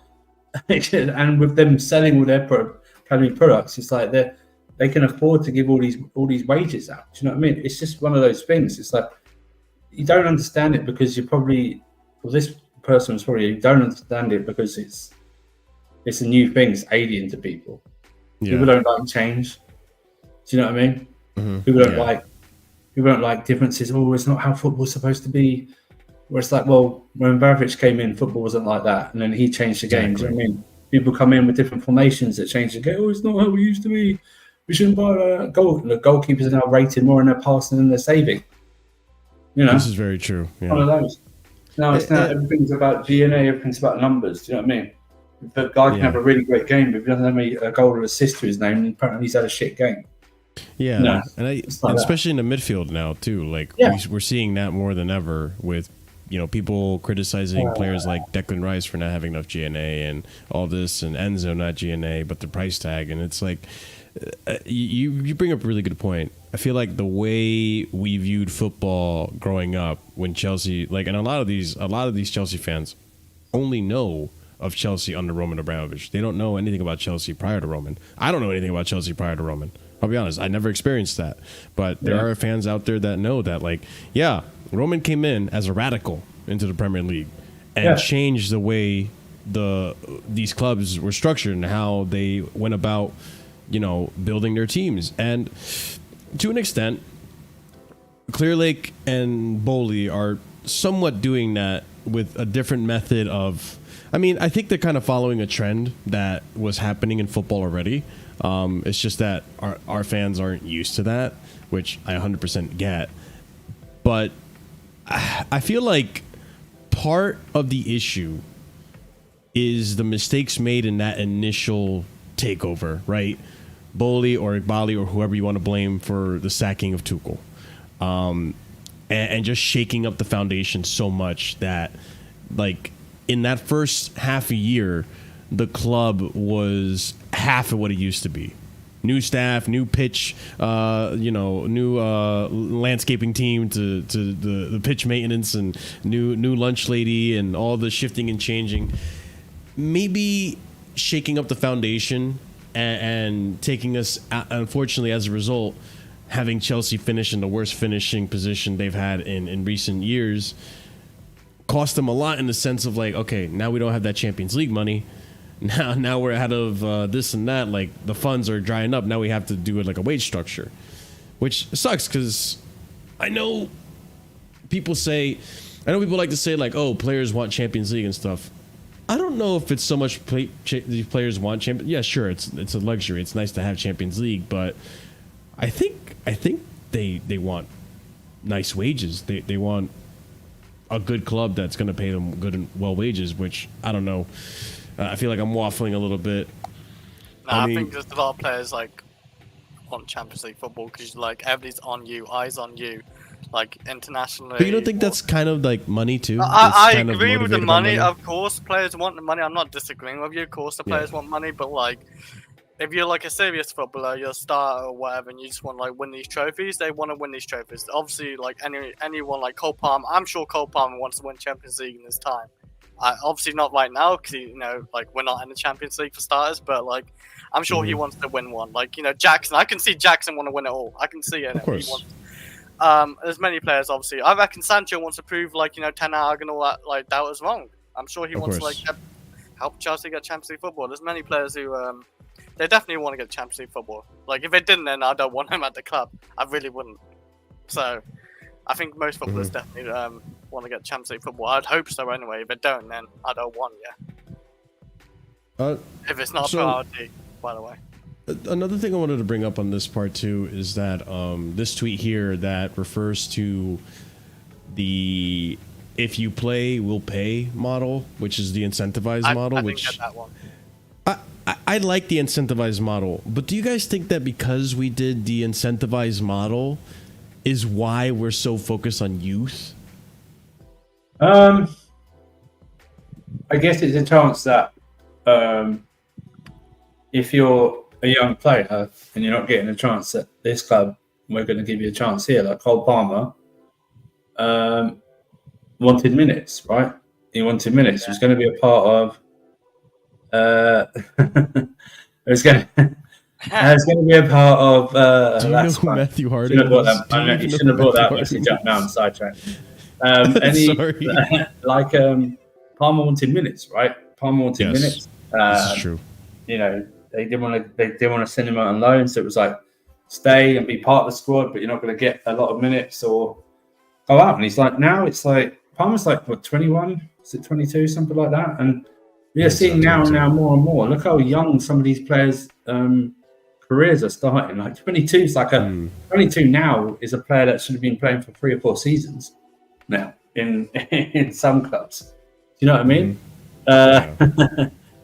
Would it and like I say, if when it says if you play, we'll pay. I think it means like if you play well, you're gonna get rewarded like Palmer did and Jackson have.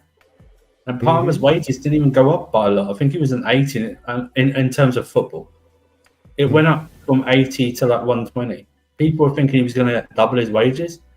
No, it just went up by 40. Didn't like go up. So that's incentivized him even more to say, okay, so I need to keep going and I need to get us into Champions League. Yeah, if I perform again and again, my wages are going to go up. Now my contract's not going to get any longer. It's like 9 years, but it's like. Or 8 more years or whatever, but it's just one of those things. It's like, are you going to get basically if you play well, you're going to get rewarded, like Jackson and Palmer have. They've gone beyond expectations probably, and what was expected of them, and that's why they've got a wage increase. You know, and also it's incentivizing all their contracts. It's the ones from January 23 onwards. It's like getting to Champions League. The basic salary is going to go up, you know, about 30%. It's only those that had contracts before the directors came in, like a Sterling, whose contracts are not affected whatsoever. You know what I mean? So it's on them. It's incentivized on them. You want the bigger wages, then perform well, and also get us into the Champions League. Yep. Because I bet you Palmer, if we got into the Champions League, Palmer's wages would have probably gone up even more. Definitely. Do you know what I mean? I have a feeling like if we were in Champions League, I'm pretty sure most of these wages would be a little higher anyways as a result of being in Champions League. It's into the contract. It's part of the incentivization. It's like, you're playing on the highest stage, so you're going to get paid like you're a star playing on the highest stage. Yeah. You're not in the Champions League, and guess what? You're going to get paid like you're not in the Champions League. It's like that. It's like the basket. It's like this US sports contracts, you know, get in the playoffs or hit so many home runs or so many 3 points or, you know, something like that, then you're gonna get more basic wage. You know, football fans should want this. How many times have even ourselves have gone, no, he's not worth the money he's being paid. Do you know what I mean? 100%. His contract. How many times have we heard that or said it ourselves? Even Boehly or Egbhali, whoever it was, doesn't even believe in that stuff. Because remember when there was the rumors that they went into the locker room and they went straight to Sterling? It was like, I pay you $325K for what? Right, exactly. And he's sitting there, and he's sitting there probably thinking, yeah, you can shout at me or you pay me whatever, but I still get paid that same amount. It's true. Yeah. It's true. And then Boehly's like, huh? Yeah, you're right. Look at the Lukaku as well. That's fine. Oh my God. I get paid whatever. Like people think about it. Like, why do you think it took so long for Lukaku to find a move? This guy was lounging on the amount he was getting paid. Yes, he took a little bit of a wage cut. Overall, he took a wage cut as he got into this point in his career. He's not getting paid anywhere near the amount he was getting paid over at Chelsea. But he was hanging out at Chelsea for how many? Because he was getting paid good money. Yes. And I can never understand that mystery why he wanted to join Chelsea in the first place. What happened? Because he just I don't know. He Maybe wanted to I move think, away. we offered him more money than Inter were probably looking to it was pay. good. Yeah, money. yeah. So what? He just came here for money and then like. Essentially, Interview it shit. seemed that way. So I'll come back. I don't. The thing is, though, is we get too bogged down in. Oh, I need him. I need this player to really love to play for Chelsea. And it's like, I just need to bomb the pitch. I don't really care if he loves Chelsea. I do agree. Yeah, because I like mean, most it's like, players from here I don't love really- I Chelsea get like it. that. Yeah, that's when a player plays well, you never hear about his age. You never hear about how much he earns. Like no one mentioned Palmer's age last year or how much he earns, which was 80 grand by the way. He didn't come in like on No. 20 or 30. So he did come in on like 80 grand, which I think was quite huge for a player that's had like what a few games in the Premier League. Yeah, a few You know what I mean? substitute That's minutes. Yeah. Still a huge wage. Maybe Yeah, now maybe you the think Chelsea about it. scouts just knew something. Well, I would Chelsea, love I mean, 80K No, for that's a year. fine. It worked out. It worked I out. did What not see that coming. I didn't see it coming. what I'm saying is he's not as if we came in and gave, oh yeah, he's 25k. Now earn your money. Yeah. It's like, no, he gave you 80k. You know, Mhm. and his first No. real What do you season. want to see then? Maybe I had to like go higher. That's what I'm trying to think. No, it wasn't. City were. It I think definitely has an 80. they just didn't want to. They didn't want to loan him, so it was like his options were to stay in the squad. It wasn't guaranteed like first team football, Mm. or go to another club, and he chose to go to another club. Thankfully. Yeah. Yeah. We Yeah, never had thankful. this Thank for sort of play. us. Yeah. Helped us tremendously. That player. So Yeah, he did it right. it's-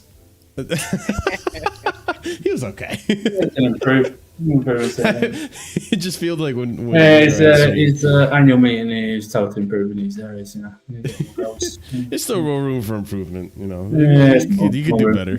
Schmeech. That's like when Vader asked me, like, when I told him, like, yeah, I think Palmer's a good signing. He's like, good. It was like, yeah, he's good. I got to see it again next season. No, he's a fantastic signing. I hope. He's all right. The kid's all right. Yeah.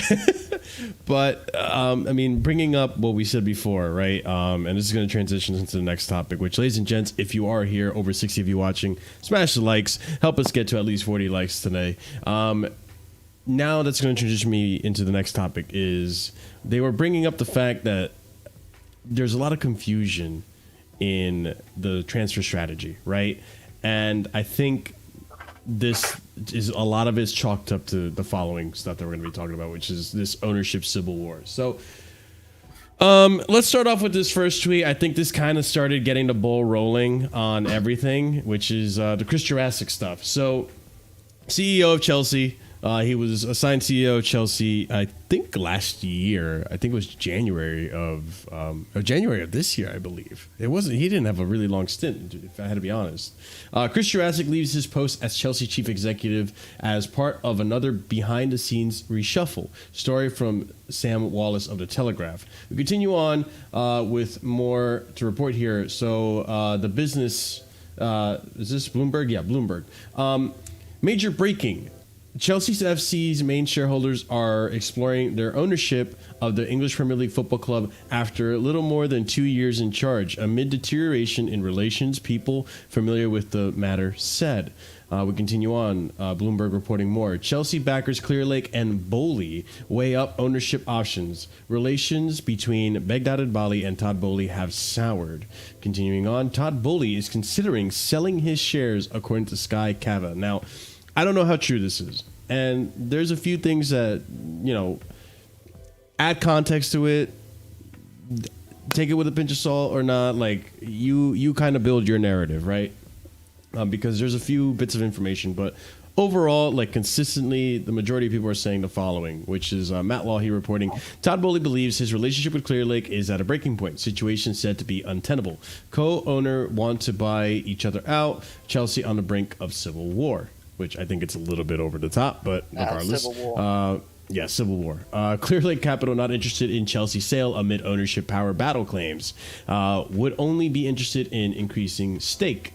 So we have Matt Law also reporting here, major breaking. Boehly believes he can quickly raise over 2.5 billion to make an offer to Clearlake that would also give Chelsea's majority shareholder a profit on their initial investment.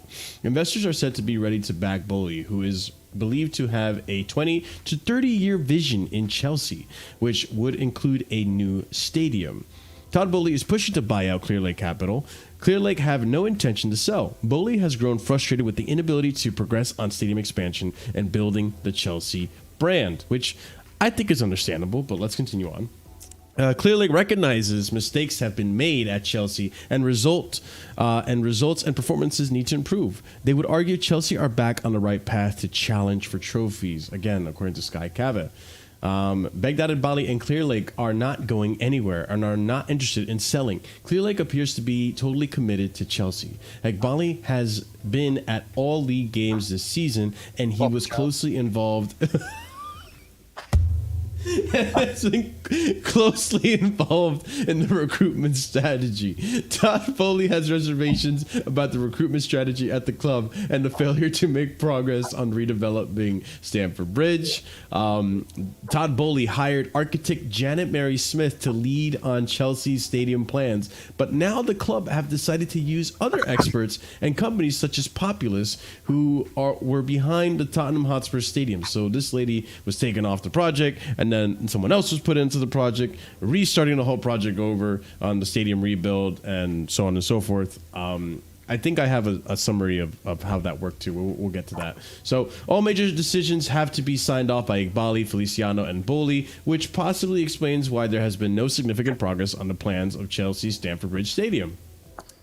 Chelsea technical staff are still working on finding the best young talents in the world in world football, despite reports of a potential civil war between owners. In case the strategy changes, I will let you know, according to Fabrizio Romano. So no changes in the strategy. And speaking on the strategy, I'm told, although Boehly agrees with Clearlake on buying young, multi-club, data, and those sorts of things, he doesn't want recruitment feeding up to an owner. He would prefer one sporting director with autonomy. Egbhali disagrees and prefers two sporting directors feeding up to him so he can remain hands-on, according to Ben Jacobs and the Byline, which, considering if you look at Strasbourg and how they're being run, it makes sense. This is consistent with what we've seen through Egbhali's actions there. Boehly and people on his side very much backed Pochettino and felt he should have stayed and that stability was important. Egbhali felt he didn't fit into the structure and needed to go. I agree with stability, but I don't think Poch was the guy. We'll discuss that as well. If Boehly did assume control, there could have been another massive overhaul. There could be another massive overhaul, which could cause more instability. And then lastly here, Tuchel was unhappy at being asked to feed back to Egbhali about his team meetings and felt he was likely to be sacked during preseason because of it, only for Boehly to smooth things over. So this kind of implies to me, this was from a while ago, by the way, from 2022. This implies to me that Boehly wanted Tuchel to stay, and the decision to sack Tuchel was. It seems like Egbhali is actually the ruthless guy, and yeah, Todd is more unobserved and balanced, and doesn't want to go into rash decisions. I guess you might need both, Yeah. but I'm thinking, where does the old guy fit into this civil war? You know, the third Old wheel. guy? The old guy. White, Hansborg Weiss or whatever his face is. I know his name, but he's like 89 years old. The Swedish guy. Yeah, the Swedish guy. Where's he? He's like the third, okay, so if I had explained this in the bro way, that's the thing, right? Boehly only owns 13.33% of the club or something like that. That's his share of the club. Boehly, and yeah. Egbhali's 60%, and then there's a 40% 61%. that's three people. And that's Boehly's one of those three people. So just a few things I want to get out of the way in terms of this topic. One, I don't think there's a civil war. This has been something that's been happening since January 2023 or whatever, right? 2023, right? Yeah. It's pretty much been happening since then. They've already had disagreements and changed strategies and nitpicked and stuff. I agree. Stability is important. And obviously this is nothing but stable. And this is, bad on the ownership. They need to... this is why I never really was in favor for a consortium. I kind of just settled for Boehly because he was a better option than a lot of people. But I didn't like, it's not that I didn't like Boehly, I just didn't like the fact that it was a consortium because I had a feeling there's going to be multiple people involved in decision making. And when there's multiple people involved, it's hard to come to a consensus on a single topic or a single decision. It seems that they mostly agree on a few things other than being nitpicky on a few other things. So, you know, this is, to be honest with you guys watching right now or listening, this has been something that was bound to happen in terms of disagreements. I think, and we don't think about this too much because we're so focused on like the footballing side of things and what's on the pitch and the players. I think another thing too is that, think about it this way. If it would be kind of like, look at the Glazers, right? And Chris, maybe you'll understand this too. Look at the Glazers. They have full ownership of Old Trafford.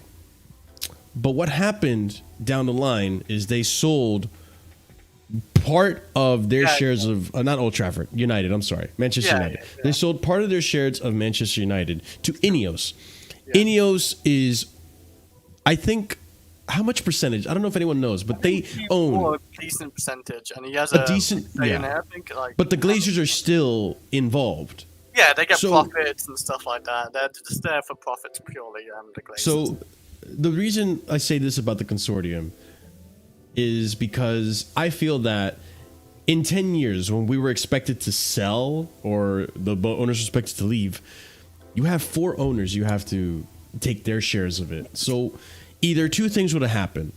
There would have been like another co-owner or majority owner if Clearlake didn't stay, or they eventually came to consensus and one person owned everything. It could have been Clearlake owning the whole share or Boehly owning the whole share of Chelsea. So we don't really think about it in that sense, but in 10 years, in 7 years time or whatever, when they're able to sell, no one thinks about if it's going to be one owner that's selling or 4. So that's another thing, right? So this is always going to happen. I think the other thing too is that people are blowing this up like this is, oh, our club is going to be torn apart. Oh, this is going to ruin the club. Oh, and this and that.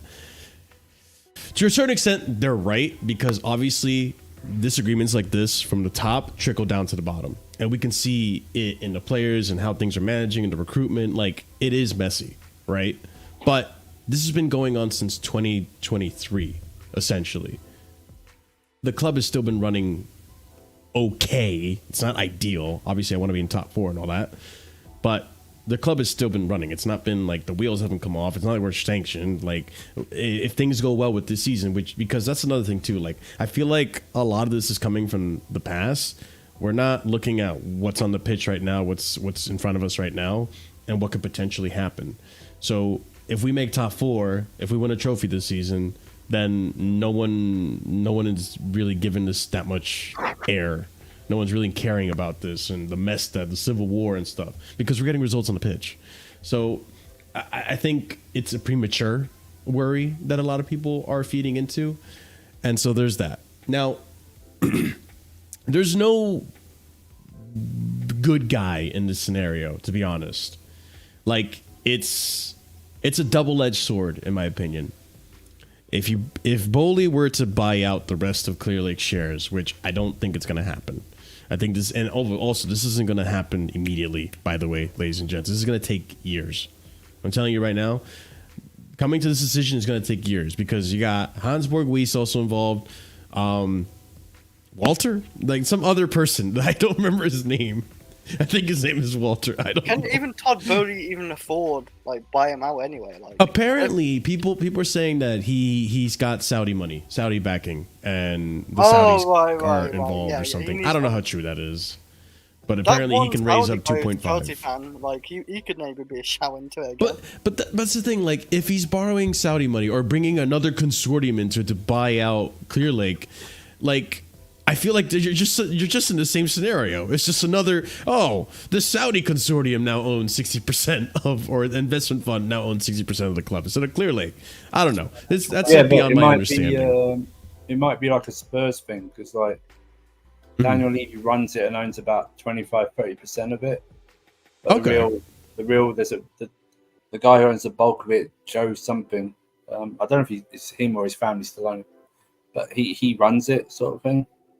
Yeah, It might be something. That would be ideal. It might be something like that. Yeah, I just don't It must. There's no picking of sides here. Every single deal, every single decision or non-decision has been signed off by 4 people. Like there's how many other people? Everyone has to agree to every single thing that's happened.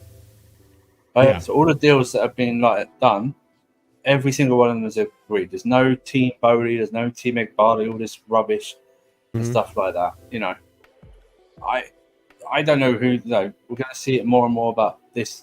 This guy wanted to do this, and this guy wanted to do that. Yeah. Trying yesterday with the thing about Todd Boehly wanted to keep Poch. You know, something like that. You know, it's just one of those things. There's no, like you said, there's no good guy because, like I said, it all agreed to the decisions that we've seen. You know, whether you've agreed or disagreed with them. So. So, that's what and I'm glad you brought that up because I feel like one thing I also want to establish is that, at least my thoughts on this, is that it's really a double-edged sword because of the following, right? If, let's just say, and entertain a hypothetical, if we were to go with Todd Boehly, right? We got a taste of what Todd Boehly ownership was in the first half of the 2022-2023 season. Yeah, he wanted Ronaldo, remember? He wanted Ronaldo. He ended up signing Sterling. He put that release clause on Carney. He ended up getting Koulibaly. We got Cucurella, who... We're not complaining about Cucurella now, but as soon as he starts playing badly, people are going to complain about his wage and all that. Aubameyang as well. Is he the reason we got Graham Potter, or was Egbhali the decision making behind that? Because it seems like Egbhali was the one that sacked Tuchel. But that's another one. That's it's a weird one. And when you're hearing about remember when there was news last season about Pochettino, the board are indecisive about whether he should stay or go. Yeah. Boehly was probably the same way about Graham Potter, which is probably why it took us forever to sack Graham Potter, because Boehly was probably the one saying, let's give him time. He wanted to give Tuchel time, didn't he, as well? Well, he wanted to give it seemed that way. Majority voters do not make decision. You've read it all. It needs to be signed off by every single owner. It needs to be signed off. It's not a majority thing. I'll show you the two. They own the majority of the club. They're in 61%, but they can't make all these decisions without the say-so. Every single person has the right to veto it. So whether it's 3 or 4 people, I don't know how many people it is. It's not just down to Clearlake. So. And so that's the Boehly end of things, right? Who knows? Because the signings weren't great. The ownership, or the manager assignment wasn't great. Life under Boehly wasn't that great. It looked clueless, and you could tell, based on the signings that we got, he was played like a fiddle, right? Now, Egbhali, on the other hand, am I a fan of this, buying young and selling, this, almost manufactured word? But I don't even know.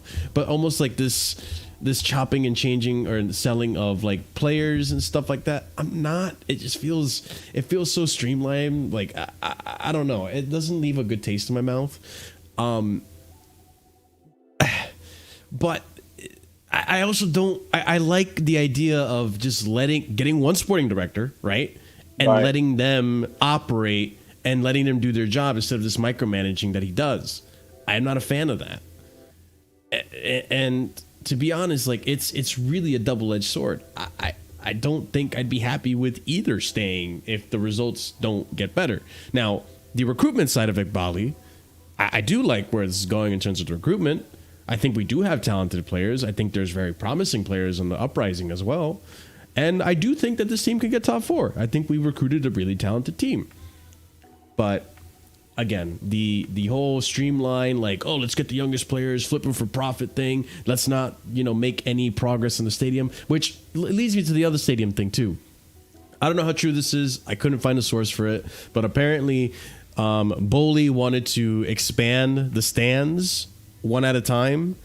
and expand the stadium in that sense, where Egbhali is the one that wants to move to a different location, completely rebuild and you can Stamford Bridge. You can understand that because, like I keep saying, I think both initially, but I think when you're talking about a brand new stadium like the one Spurs have, is something like that. They're not only going to see it just for football; they're going to see it for other things like NFL, like 100%. Concerts, like fights, like that, to build up even more and more revenue. So it's more self-sustaining. Do you know what I mean? It's going to be a multi-purpose stadium.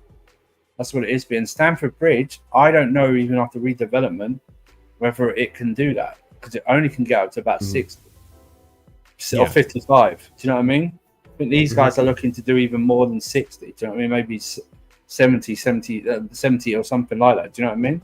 To fill that stadium, and that's what they're probably thinking. But either way, moving the stadium, you still have an issue with probably the worst decision ever made was doing the Chelsea pitch owners thing. Yeah, you're still going to have to get around that. Taking it away from Stamford Bridge, that's an even bigger fight than even like getting a stadium, like developments for the stadium, because you can take the team, you can take the thing, but you couldn't take the name Chelsea, or you'd have to call it Chelsea something. Do you know what I mean? Be like that. Chelsea Dodgers. Chelsea Dodgers or something. Chelsea Cowboys or whatever they're called. Or something like that. Chelsea Giants, something like that. Chelsea Giants. I just think, it'd be nice. Even the redevelopment of Stamford Bridge will only take you so far. Because now you're talking about like 55, 60,000 seat stadium. It's just it's like average. Now, do you know what I mean? It's like people want more and more.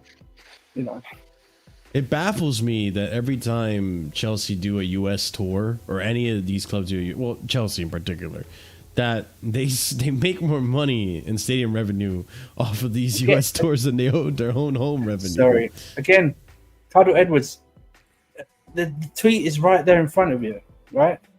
It's right there. I get what he's saying, though. Like, it's almost like a democracy. But I don't think there's that many. When the tweet is right there in front of me, it says all three of them. All major decisions, yep. That, I think all of them have to be in agreement when the prices up on. Putting the price up on Mars bars probably doesn't take all three of them. Do you know what I mean, or something like that?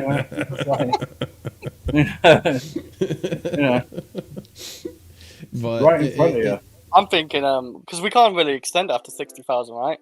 That's what I mean. Can I go to that? I'm thinking, Andrew, we just buy another stadium, right? We put a big TV in that stadium for these, us? for the pitch owners, right? They can watch it in the stadium, and we can play in the better stadium. Like they can. They can take 2 match day revenues. Like, can we actually try that? Because you can take 2 match day revenues. They can pay ticket price just a little bit cheaper. You can watch it in Stamford Bridge. We have to switch 2.0 over somewhere different where it's way better. You can watch it at Stamford Bridge. We're not even going to put the game on those big screens in each corner. Oh no! It's got like you can just try and watch it. We're gonna watch. You know what they need to do? This is so. You know how you've seen lately how like there's been these VR glasses that you can watch the games like you're there. Do that. Get everyone like VR glasses. Have them sit at the Stamford Bridge and they can watch the game that's being played at the new stadium. At least you got your fucking glass here. Like you can But like, in all honesty, though, like I feel like Egbhali understands that the pitch owners are the issue, so he has no issue with just making a new stadium and calling it a different name. Whereas I feel like Boehly, and that's the thing that also makes me like hesitant if Boehly were to take over, right? Like that's just I don't know how this is going to conclude. I think he listened to the fans too much. Exactly. Well, he would have kept the fans. He would have kept Gallagher. He would have kept Gallagher. He would have kept Mount. Yeah. Well, it was under his regime that he almost re-signed Mason Mount and gave him the wages he wanted. If you remember that whole saga, and then all of a sudden the Paul Winstanley and Vivell, everyone came into the picture and it all changed. Hasn't been reported though, at least for a year. Boehly's not been on the football transfer side and recruitment side. He's been on the other side. But then if he's been on the other side, how come we don't have a shirt sponsorship? Do you know what I mean? and Yeah, stuff like that. Who's in charge of I that? don't know. Why don't we I have feel progression like- in the stadium? You know, It that's what I mean. seems to There's no like when I see like, oh, you team Boehly or team Egbhali, it's like there's enough pros and cons list that cancel each other out. Exactly, JP. Like you're sitting there in the middle going, I don't know who's best. Because you hear this guy wants to do this thing, and you go, oh yeah, I want to do that. Oh yeah, but I don't like the way he does that. And then Clearlake could go, oh yeah, I like what he did, but then they're not. You know, it's like that. It's like No. to me, like because it was before. Which one said it before? It was this tweet, right? Yeah. I'm told, although Boehly agrees with Clearlake by young multi-club data and all that sorts, he doesn't want recruitment feeding up to an owner. He would prefer one sporting director. If you give, let's just entertain a hypothetical here. Let's say Boehly manages to get the money. He takes full control of Chelsea, right? If he gets a sporting director, and a good one, whoever it may be, right? And he just lets them do their job and stuff, then I'm fine with that. As long as it's not Boehly doing the decision making on this stuff, I'm okay with it. Because I do think Boehly has the best intentions of the club in mind. Maybe does he make mistakes and he's a little clueless? Then I think so. Egbhali, he came in and he's like, no, I'm gonna hire someone that fucking knows. I'm not gonna do sporting director. You know, he kind of just like I don't know. I do think 2 sporting directors is a bit much. I agree. You know, I just think you should hire one guy, whether it's like even at Liverpool where they hire Michael Edwards to run the club, and then he's hired one guy to like Richard Hughes, no matter what you think of him, to do the transfers and stuff like that. Maybe I want something like that. I don't want 2 sporting directors. It doesn't make any sense. It only make more sense if one was the recruiter and one was the selling guy. Do you know what I mean? Yeah. Not like one. Not like that's both true. are now charged to do this, this, and this. Both shouldn't be charged to do anything. That's what I said. If you're going to keep them, fine. You should have brought someone else in over them to manage them. Egbhali should not be. I shouldn't be hearing stories about Egbhali in Napoli trying to secure, trying to deal with Osimhen. It shouldn't be happening. When do you hear like Sheikh Mansour from City being in negotiations? When do you hear John Henry from Liverpool being in negotiations? Roman Abramovich, I think early stages he might have been, but after he hired Peter Kenyon, and then it was up to those people in charge to do recruitment. You never heard Roman Abramovich going like, "Oh yeah, he's going to this place" and stuff like that. You know, so Jim Ratcliffe is not going to negotiate transfers, you know, for Manchester United. It's done by others. So that's what I don't get. It's like when you shouldn't. Egbhali shouldn't be having to do this, all these deals.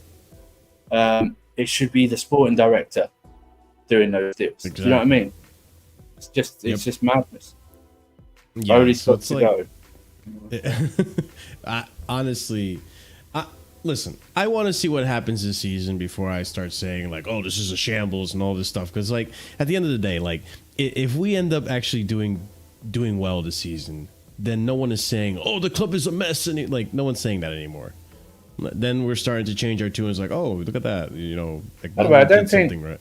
I think the term civil. Not that you've done it. You're just doing. I'm just copying what everyone else is doing. Yeah. I do think the term civil war is a bit much because they've literally signed and agreed with everything. I know.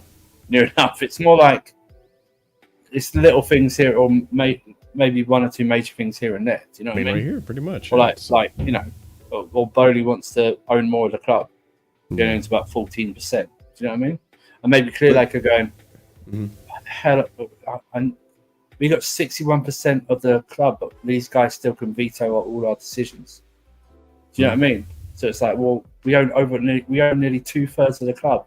And we can't run it the way we want to run it because these other 2 people could say no. We own less than even a quarter of the club. Yeah. So it's like Andrew, I don't know about you, but like I feel like, and Chris too, obviously. I feel like this was always going to happen.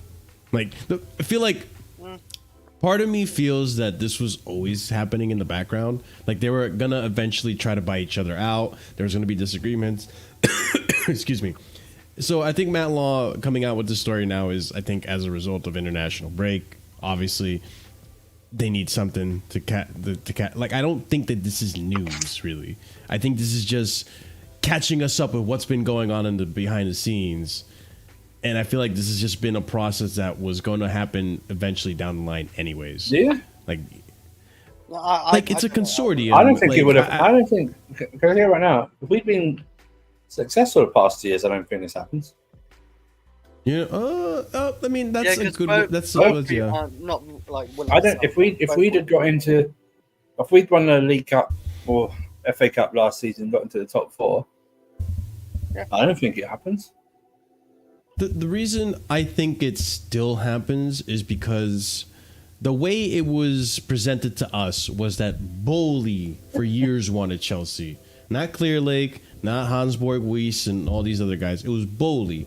So when the opportunity, the Russian sanction, all that stuff, the opportunity happened for them to buy Chelsea. I think Boehly wasn't ready to buy Chelsea at the time. So he's still not ready to buy. He's still not ready to buy us. He's still not ready to buy us. The reports are his 2.5 billion is being backed by others. So why I don't understand what makes it, like you said earlier. Is he going to sign something? If it say he was successful and he paid, would he make sure he signed something, and no matter what his stake is, even if it's still the same or just a little bit more or less than half, that he still runs it? You know, like the sporting project, like Ratcliffe does for United. Yeah. You know what I mean? He's got like, well, I don't understand it, because wouldn't he just be in the just the same position again? And exactly, that's what I'm thinking. If it's Saudi money, are we then going to be in a position again? Is it the Saudi money that everyone accused Saudi of, who bought Newcastle, own a stake in Clearlake, or therefore they bought us? Do you know what I mean? Is it the same people? Do you know what I mean? Do you know what I mean? And if it's Saudi, and if he wants to do differently, does that mean then he's going to blow the wage structure out of the water then? Do you know what I mean? We're going to be more PSR issues. Do you know what I mean? PRS issues. Or I thought you said PYS for a second. Oh, that guy, Jesus. He's changed his tune, isn't he? Fucking hell. I know. Boehly was the devil 6 months ago. Now he's fucking, he's literally fucking him and a lot of other people, man. Fucking hell, Boehly. Boehly. You didn't disagree with all those clown stickers that they're putting up around the ground, did you? With Boehly's face on them. Now he's he's the angel, apparently. Do you know what I mean? But that's what I mean. Like, that's why I opened up the conversation with, like, it's a double-edged sword when you really think about it. Like, both have their pros and cons. I don't think one is a good solution unless you can give me, like, because the thing is, like, I don't think Clearlake give a single fuck about the club and the name or the passion and the fans. I don't think they care, which to an extent is a good thing, right? I think they only care about making a profit. And to an extent, you need to be successful to make a profit. So, that's going to drive that. But it's like, I don't know. I can't, like, compartmentalize in an example how to express, like, what Clearlake think of Chelsea. I think Clearlake are more, if I was to guess, are more on the side of, we want to win, but we also want to do it a responsible way in terms of, we'd like to still make our money out of this. Maybe Todd's on the other side going, I can make money out of this with like sponsorships and stuff like that, but I also want us to be more competitive. Like, I wouldn't, like, for instance, if I was dealing with Osimhen, I'd pay him the money. Do you understand that? Yeah, he'd be like, Remember, this is, like we said earlier, this is a guy who wanted Ronaldo. He wanted to sign Ronaldo. But like I said, he gave the money. Gave the money to Sterling. Gave the money to Koulibaly. Gave the money to Cucurella. Gave the money to Fofana. Do you know what I mean? Stuff like that. Gave Reece. This guy would have paid Osimhen's release clause. He would have paid it without even negotiating. That's what I mean. But can he cover all of that? But isn't he the guy who's supposed to get the sponsors anyway? Or is it still, isn't he on that side? He's supposed to get sponsors, right? Why haven't we got a shirt sponsor?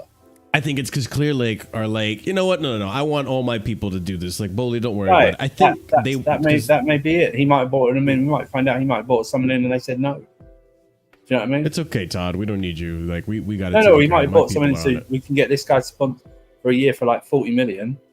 And Clearlake could go, oh no, I need like 50 or 60. It's like, well, we're not at that stage to ask for that type of funds. You know what I mean? Yeah. Remember that rumor about if we finished in the Champions League like last season, the Jordan people would be interested, which I found funny. But maybe he had that lined up. Do you know what I mean? Do you know what I mean? I just don't know. Yeah. There's so many questions as well as to like how. Carney as well. He put Carney over 100 grand. They put Carney over 100 grand. Yeah, exactly. Correct. He was the one with Enzo as well, since the report was after the World Cup final. He said, oh yeah, that's true. Yeah. Also on stream, Ben Jacob was on. He said people who are close to Saudi are Clearlake, actually, in terms of that connection. Oh, maybe. Right. That is true. I think it was mentioned a few times. Because doesn't Saudi work with Clearlake with their investments and stuff? Of course they is. They're a hedge fund. Of course people of Saudi would work with Clearlake. Clearlake go through hundreds of billions of dollars a year. Do you know what I mean? Of course Saudi's going to have their stuff in hedge funds and all that. Do you know what I mean? But what I'm saying is probably on even to that. Would Clearlake still be involved even if you bought them out? Or Saudi giving them, or Clearlake, or Saudi giving themselves their own money? So you're not paying anything for Chelsea. Do you know what I mean? It just looks like they are, because it has to be on legal that they're paying it. Or Clearlake still going to somehow Egbhali's going to have Todd Boehly see he's bought himself out, but Egbhali's still behind the scenes, like, but you know, he's like still going, nah. That's what I'm talking about. Yeah. Todd has to. Surely, if Boehly is serious and he's got backing, surely he has got it in a contract binding, or will be signed that if this goes through, I am in total control. Do you know what I mean? I'm in total control, or I'm in control for this amount of. My word's the final decision. The manager, sporting directors, stuff like that. Sporting directors will then do the running of the club in terms of finances and stuff like that. You know, I don't know. Yeah, it's an interesting scenario. Now that we're getting more of a light being flashed on it, but like I said, I don't think this decision is going to come to a conclusion anytime soon. But as far as like, oh, this club is going to be a mess now. I don't know. I don't know. Remember, it's an internal thing. It's not an external thing. So internally, it can go very quickly. I mean, if you say, so? Well, what if Boehly or Clearlake are thinking January window's coming up and we still need a striker, right? Our manager says he still wants a striker. Do you know what I mean? Are we going to do it like Boehly's going? We need a striker. I don't want to be meddling over like 150 grand basic wage for a striker who wants like double that. Do you know what I mean? Like, say for instance, they go back for Osimhen. Or they go in for Cookers in January. What do you think what makes you think we would sign either one of them if negotiations are like, oh yeah, it's 150? Don't get them. Maybe Todd's thinking, if my manager wants a striker, I need to be the one in charge, or I need to have a sporting director in charge and say to him, okay, well, don't overpay him. Don't go overboard. But, you know, let's get as close as we can, you know, to what they want, and let's compromise and do this and that. Yeah, you still go back in for Ronaldo would be crazy. Well, yeah, it's 2024. Ronaldo's like 39 years old now. I know, but it would be it's going to be interesting to see how this develops and who ends up getting the most ownership. I think. Regardless, I don't think it's necessarily causing the club to be a mess. I mean, yeah, it's not being run ideally, right? But at the end of the day, let's look at what the players in the team are doing. This shouldn't affect the people on the pitch. There's no transfer window. There's no contracts coming up. It's all done. Exactly. But this shouldn't affect Maresca whatsoever. If he's asked at the press conference, he should say this. He should just say, I'm not answering any questions about this. You can forward this to whoever. Do you know what I mean? I'm done. Don't ask me any questions about the ownership or anything like this. This is not my job. My job is to coach these players and win games. I'm not doing it whatsoever. Don't ask me anything. Maresca's been pretty smart about doing that. Yeah. You should just say that. Just can't say that. Yep. Yeah.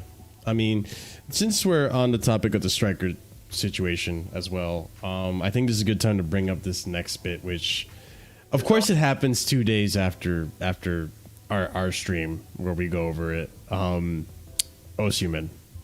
Osimhen ends up getting a loan to Galatasaray. Oh yeah. Now, this was very, very surprising for a lot of the Chelsea fans. Why? Because we initially were in talks with a loan with him, and he said no to us. And all of a sudden, he has no options, and he goes to Galatasaray. So I have a few tweets that, which one is telling the truth, who's reliable, what and whatnot. I'll let you guys who are watching or listening decide on that. There's a lot out there. So let's start off with this first tweet right here. So from The Athletic, according to them, Chelsea explored up to 7 different structures of a pay deal for Victor Osimhen without any success. A senior member of staff was dispatched to Naples as part of the recruitment efforts for Osimhen. Mikel was involved. So I do trust The Athletic. This is not what everyone else has a different story. So again, you decide what you think is the truth here. Matt Law here saying as well, Chelsea just weren't prepared to take as big of a risk as they felt it would have taken to get it over the line. They didn't want another Lukaku situation. I'm told Chelsea's loan offer was better for him and Napoli over Galatasaray's. And I said this earlier, like in previous streams, multiple streams, I said it.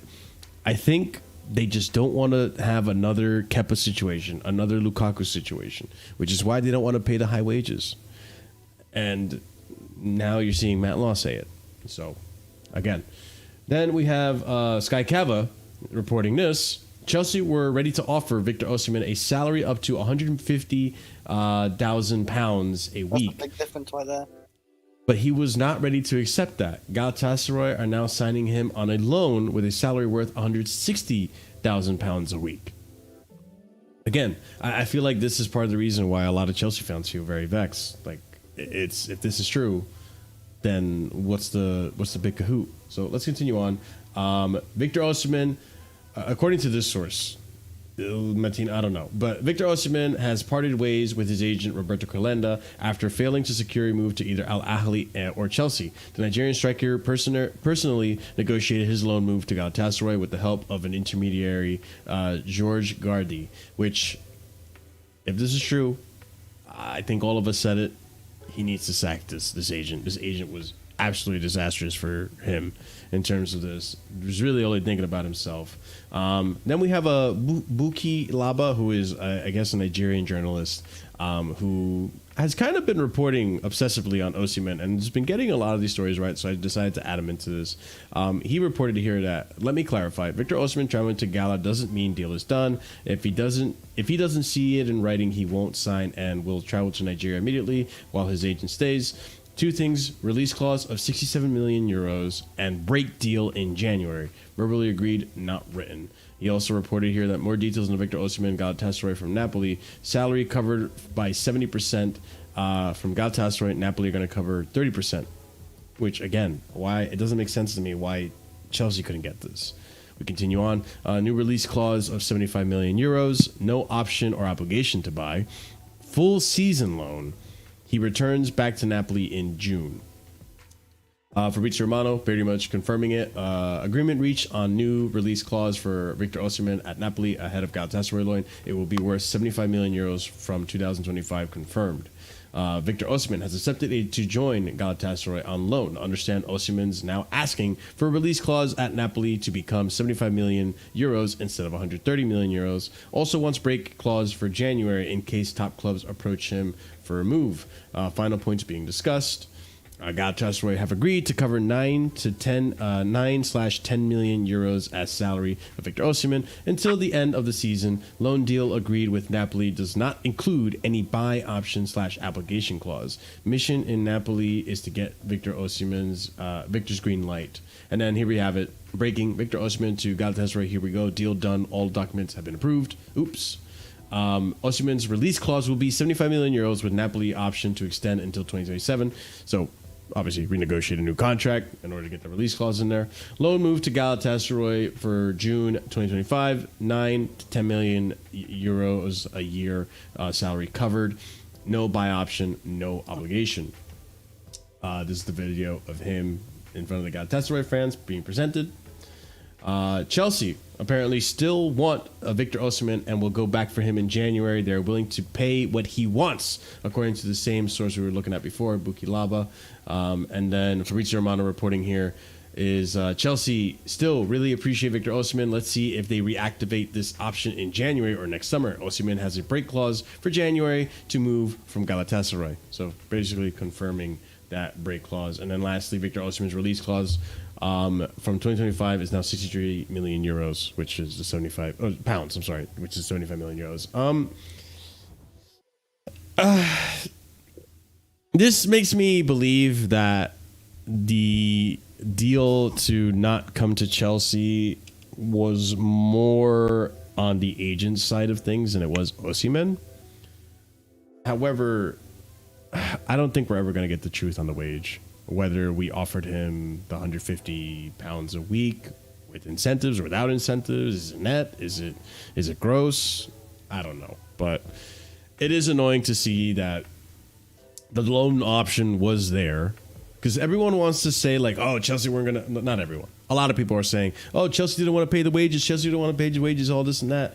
Chelsea offered him a loan. A loan implies that he would have received his wages. Whether Napoli paid part of it and we paid part of it, or we paid all of it until we renegotiated at the end of the season. I don't know if we ever agreed to an obligation to buy at the end of the loan.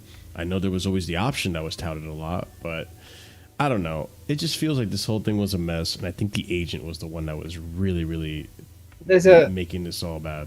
There's a tweet that said, "Oh, Chelsea really like something re-rated, like they really want Osimhen, they're willing to give him what he wants." I don't believe that to be true. Yeah, what happened? Yeah, we didn't want to give him what? Why would we give him? So we suddenly go 4 months later. Yeah, we're going to give you what you want. Why don't we just do it? Doesn't make sense. Why don't we just do that in last week? This guy apparently said it was Paul Winstanley that said that. Paul Winstanley got on the phone. Paul Winstanley got on the phone and said to Osimhen, "Wait for us in January. We'll give you what you want." That's just madness. You got 50 lashings from Egbhali. Why didn't you give me my player? But according to all the stories, Egbhali was there. Egbhali was there. We saw him in the game at Servette. They left early because it was like 2 hour flight back to Naples. It's like, Naples? Well, that's not true, is it? They're going to give him what we want, because Egbhali wouldn't give him what he wanted. He said whatever it was, 7, 6, 5, whatever packages were, they didn't meet his requirements. You know. Now, has he left? Has he definitely left his agent? Is that true? I don't know. It seems there's a big rumor says that he sacked the agent. That's what I hear. Yeah, but he wants guaranteed wages, right? Someone just said in the chat. Vic said he wants guaranteed wages. If you're offering less than he's on, why would you join? I don't understand this. Like Chelsea fans going, yeah, but if he wanted to. If he was if he was serious about his career, he'd want to prove himself. So okay, how about you? How about this? How about with no guarantees? How about you join a new company with half your wages, just right now? Let's see if you take that risk. But let's face it, this guy could sign a contract for Galatasaray, first training session, have an ACL. Look at Marino at Arsenal, signs for Chelsea, first training session, cracks his shoulder, out for 2-3 months. Do you know what I mean? These guys can have a long career or a very short career. It's very easy for us mere mortals to go, yeah, we can just, because they're in big salaries, we don't think it affects them that much. I don't know his responsibilities. He's from Africa. He might give his money back to, he might give his money back to foundations. He might, he might have that set up. He might have charities he has over there, stuff like that, family and stuff like that. Well, we're not sure. Do you know what I mean? So it's easy for us to go, yeah, he's just greedy. Two should be greedy. Two should be greedy. We didn't offer the pay packages. For less. But that's the thing, like Surfer. This is the part that confuses me. It's a right? choice. Because it's a choice to pay him. We are in a financial position. We cut the average salary has gone from 200k to about 60, 70k base. Yeah. That's a mass. That's like a. That's 150% reduction. Do you know what I mean? Like, I'm not of the part of the fan base that hate on Osimhen because whatever you want. Like, at the end of the day, like you either want the money or you want to be in front of the whole world in the Premier League, right? Like, if you want the stardom and, you know, the challenge of, you know, being one of the best in your career, right? But what confuses me is that if he did want the money, then surely when Saudi came knocking, he would have just accepted that deal, because you've been negotiating with Chelsea since last year, No, and you know they weren't going to pay you. No, I believe. Listen, I believe he wants. I believe he wants to play in the biggest league, but he wants to be paid fairly. Yeah. Do you know what I mean? Or what he thinks is, if someone rates you, they're going to pay you. They're going to pay for you. Do you know what I mean? Mm-hmm. We really wanted him. We would have shipped out and gone at least over 200.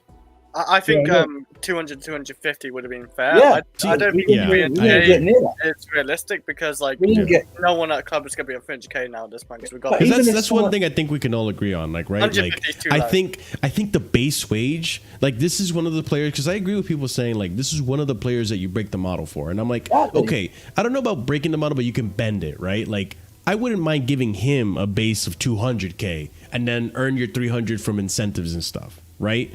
Like, that's fine. And I think to a certain extent, I agree with Adrian. Like, I personally believe that the plan was, okay, Osimhen, you want your wages? Fine. We're going to do a loan, and we're going to, if we make Champions League, at the end of that loan, we'll sign you, we'll give you a new contract, because now we have Champions League money, we'll pay you that, and we will be within our structure. That's what I think the plan was, and it just didn't go We didn't get according to that plan. far because we were just offering Yeah. him a. But we didn't even get that far because the salary we were offering was not acceptable, and I understand that. Yeah. And really, anyone, if people are going, yeah, but what about if other players see he's getting this? They shouldn't. The thing is like you're paying the striker the biggest money because they do the hardest thing in football, which is score. Yeah. They should be paid the most. Do you know what I mean? It's like the quarterback of an NFL team gets paid the most money because he does the most important thing. You know, Of course. Steph Curry gets paid most because he's the best player. Do you know what I mean? He does the most important thing. He's the best shooter of all time, so he gets that money. It's just one of those natural things. You know, are we really thinking? You know, Haaland's not the best player at he's on like City. 600k, and he's like something like that, right? Yeah, that's without bonuses or stuff like that. You know, They pay the he shit should be ton. paid the most. Plus, they Mbappe's know going to what be to paid. take Mbappe's going to get paid the most at Real Madrid because he's going to score the goals. You know, Exactly. it's just tough shit. You know, Which is, again, like, that's the one thing that I disagree with the ownership. I think we should have at least started off, like, 150 should have been the start, and we should have worked it up to 200 base pay. Like, I think that's the one player, like, 200k base pay for Victor Osimhen, I think is fine. I think if I'm trying to understand, like, and this is I don't agree with it. I'm just coming from a perspective of, you know, Andrew's favorite word, devil's advocate, right? I think, because there was rumors from DiMarzio saying, like, we offered him 60k base wage, which is yeah, I similar don't to believe what- that. I don't believe that. The only way I can believe it is if we're, like, I think Jackson is on a similar wage before the new contract. I think if you're looking at the players' numbers, statistically, Jackson, and you're looking at Victor Osimhen's previous seasons and his numbers, they're similar. I think Osimhen edges him out just a little bit, but they're similar. No. Maybe It's that's not even why close. they offered him that, It's not if even that's close. true. It's not even close. Even like last year's ones, I know he was out injured and stuff like that. Osimhen still put up good numbers. And the season before that was unbelievable in the title winning thing. It's not even close to Jackson's not even close to his numbers whatsoever. They're a different type of player, obviously, and Osimhen's a natural number 9. The numbers aren't even close to 60k. I mean, if I was Osimhen, Chelsea came with 60k, I wouldn't even negotiate with him. I'd just slam and say, "Fuck off." Oh yeah, 100%. That would have been that should no That way is we insulting went in there. money. There's Yeah. no way we went in there 60k. If I find out we went in there 60k, then and that's Egbhali and them not going in 60k, then I'll That's horrible. fucking get Todd Boehly in all day if that's the case. You know what I mean? Yeah, no, I agree. It shouldn't be because that's just madness. We tried to play financial That's insane. chicken. We tried to play financial chicken with Osimhen, and he didn't blink. Do you know what I mean? He wasn't intimidated. He wasn't, wasn't like, Enzo Fernandez stuff and other transfers that Egbhali's been involved in. Didn't happen. You know what I mean? And this is the point that this is the thing. Going forward, if it is Egbhali and Clearlake going forward, but this might happen. You know what I mean? In terms of you can try and strong arm someone, but some people are going to say no still. You know what I mean? And then you're going to have to end up going back 4 months later and paying.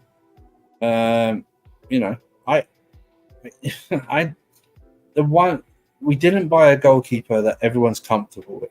Okay, so you needed to come out of this transfer window with a Tony or an Osimhen, and you failed. Yeah, which is why the window for me is a very weak 6 out of 10. And you didn't get those. You didn't fulfill those 2 positions. Yeah. This is a guy you've been literally waited till the last week of the transfer window to start a serious negotiation with. Do you know what I mean? Yeah. This should have been all throughout the summer. Should have built. You know what I mean? Gone back every 2 or 3 weeks throughout the summer. Okay, so you rejected this one for last time. Will you accept this one? Okay, let's go. Let him think it over for a week. Let's go back. Oh no. Okay, well, how about this offer and stuff like that? So you get to a point where you're close that even he will go, with a base salary and incentives and bonuses, people might think I've dropped in wages, but I've backed myself to get this club in the Champions League, and then everything improves. Maybe you should have done that instead. You decided to play financial chicken, and for 4 months at least, it could cost us. Could cost like against Palace. Do you know what I mean? Not having it, he wouldn't have played anyway because he wouldn't have been registered in time, but not having that option of a frontline leading striker, a proper number 9, could cost us a lot leading up to January. I still hope it doesn't, but but then again, all this stuff about he's got a break clause and the thing's now £63 million or something like that. I mean, if he bangs in, like, I assume he is going to. It's the Turkish league, so that'd be a problem for him. See him in the Europa League because that's where Galatasaray are. I think he's playing. I think they're playing a couple of English teams as well in the Europa League. I think they're playing like United and Spurs. I think. We'll see him there. So it's like, let's see what he can do. Maybe. Well, we'll know in December, right? You'll hear the stories ramping up in December. Yeah, of course. If anything's going to happen, we'll be here for it. And Maresca still wants a number 9. Yeah. He reported that he still wants a number 9. When they asked him about Jackson. That's about Jackson for the transfer window started. He said, "Yeah, well, he's our number 9 for now." So he was expecting a striker. So unless we are absolutely banging the goals in, then which could happen. Could happen. And if we're comfortable if we are very comfortable in the top 4, then maybe. Yeah, I mean, Chris, do you think we go back for him in January, or is this just? I think it's maybe a lost depends. cause. I don't know if it's a lost cause because say if Jackson doesn't do that well until January, right? I mean, he's having a good start so far. I actually think I don't think he's done bad. He's got 2 goals, 1 assist. But say if Jackson actually gets a lot of goals to January, maybe they won't. They might wait to summer. Who knows? But there isn't many clubs who need an actual number 1 striker now, in the Premier League or Real Madrid. Maybe Barcelona might need one. I don't know Barcelona, but it all depends on Jackson as well to see what he can do this season because, like I said, this is Jackson's time now, to shut up Macau and others to prove him wrong, basically, right? He has to try to prove him wrong before Osimhen. Damn. All right, ladies and gents, we've been raided. Oh, I think we can something else. Sarcasm City raid. Big up Sarcasm City. I appreciate the raid, my friend. Big up to everyone coming. Sorry. I think it scared Andrew. I think Andrew was ready to turn off the camera. Don't do that. I've got an elderly couple living next door. They'll probably think it's their war again. You know what I mean? It's happening. Big up to Sarcasm City for the raid. Much love from Flawless and all them, man. If you guys are coming into the show just now, be sure to smash a like if you haven't done so already, and subscribe to the channel. It helps us out tremendously. We're discussing Victor Osimhen. I thought it was an Ornstein bump. No, we're past the transfer window. Listen, I told you, I told everyone earlier in the stream today, I reformatted my soundboard. So if I'm slow with it, well, I mean, I got to keep you guys on your toes. It was a good way to, like, you know, really introduce the raid. Sometimes the raid doesn't get introduced until 20 minutes later. Off like 18 years of our life each with that.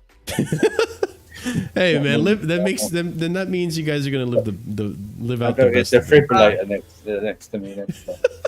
Say for example though, it's like I said about Jackson. Say if Jackson does get the goals and stuff, like I say, do you reckon Chelsea will actually go for Osimhen still, or do you reckon they say, no, that's the whole see point. what Jackson can do for the rest of the season? I don't know. That's the thing. I know we don't know for sure, but I think they won't actually go for Osimhen if he actually does well. What if hopefully it doesn't happen? What if Jackson gets a serious injury this season? Then we're on our knees to get Osimhen. We're fudged. Hey, Osimhen, you want that 300k? Here you go, man. We have to pay like Mark Guehi or like a false nine of Felix or Nkuku. Oh yeah, people say Felix already over Jackson. I think it's kind of crazy. I'm just saying, it's like we don't know. It's like I hope it doesn't happen, but Jackson could get a serious injury.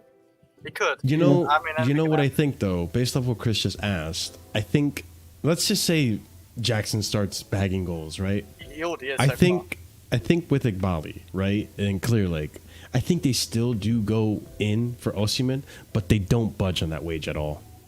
I think they stick to their guns. No point. But just for stocking up for resale value.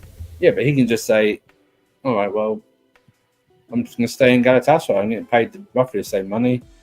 I mean, I can stay here and go back, you know, and someone else, I can bang a lot of goals and someone else is going to... Now my fee is now down to like 75 million euros, 63 million pounds at the moment. Someone's going to come in and could buy me. But you understand why I say that though, right? Like, because like if Jackson starts bagging, then they come to the table being like, listen, Jackson is doing good numbers for us. He gets paid a lot. He gets paid a reasonable wage. Why should we pay you more? Here's the thing. Why would you say that? Why would you think they would go for Osimhen if Jackson's bagging? Yeah, just to. I mean, we have all these extra attackers. It's just really to resell. What's the point? I mean, if he's actually getting a lot of goals... It's not point reselling. We haven't bought most of these guys for resale. Bought them for now. These guys we bought like Neto, Felix, and Cuckoo. You don't think like a player like Jadon Sancho could get flipped if he does well? Because we bought him for pretty cheap. 25. No, he's just an established name. I think he's there for depth. I don't think it's there for flipping. I see that too, but I could also see a world where like, oh, maybe we fix Sancho and then in 2 years' time, boom, we sell him back out for 80. I don't think they sell. Unless he's that good. I don't think they sell any of these guys unless they get a ridiculous offer. Yeah. We're not talking like even like 200 mil. Not even like a 15, 20 million pound profit. I mean, a significant profit. Like you're talking 40, 50 million pound profit. Double of what they paid for them, you know, at least. Yeah, that's what I'm thinking. Like you saw with Alvarez sold for 18 million for City. I don't know how much it paid for, but I only think that. But come back to this, I don't see them going for a striker if Jackson works out. It's like, well, what's the point? No, I understand that. I definitely do. He had a decent start, like 2 goals in 3 games he's played, right, and 1 assist. That's he's got a good start. He got 2 yellow cards already. He is a yellow card. He has a yellow card already. Yeah. Yeah, for talking again like he did last season. No, for shooting into the net or something. Yeah. When the whistle. I don't think it's I don't think it's talking that time.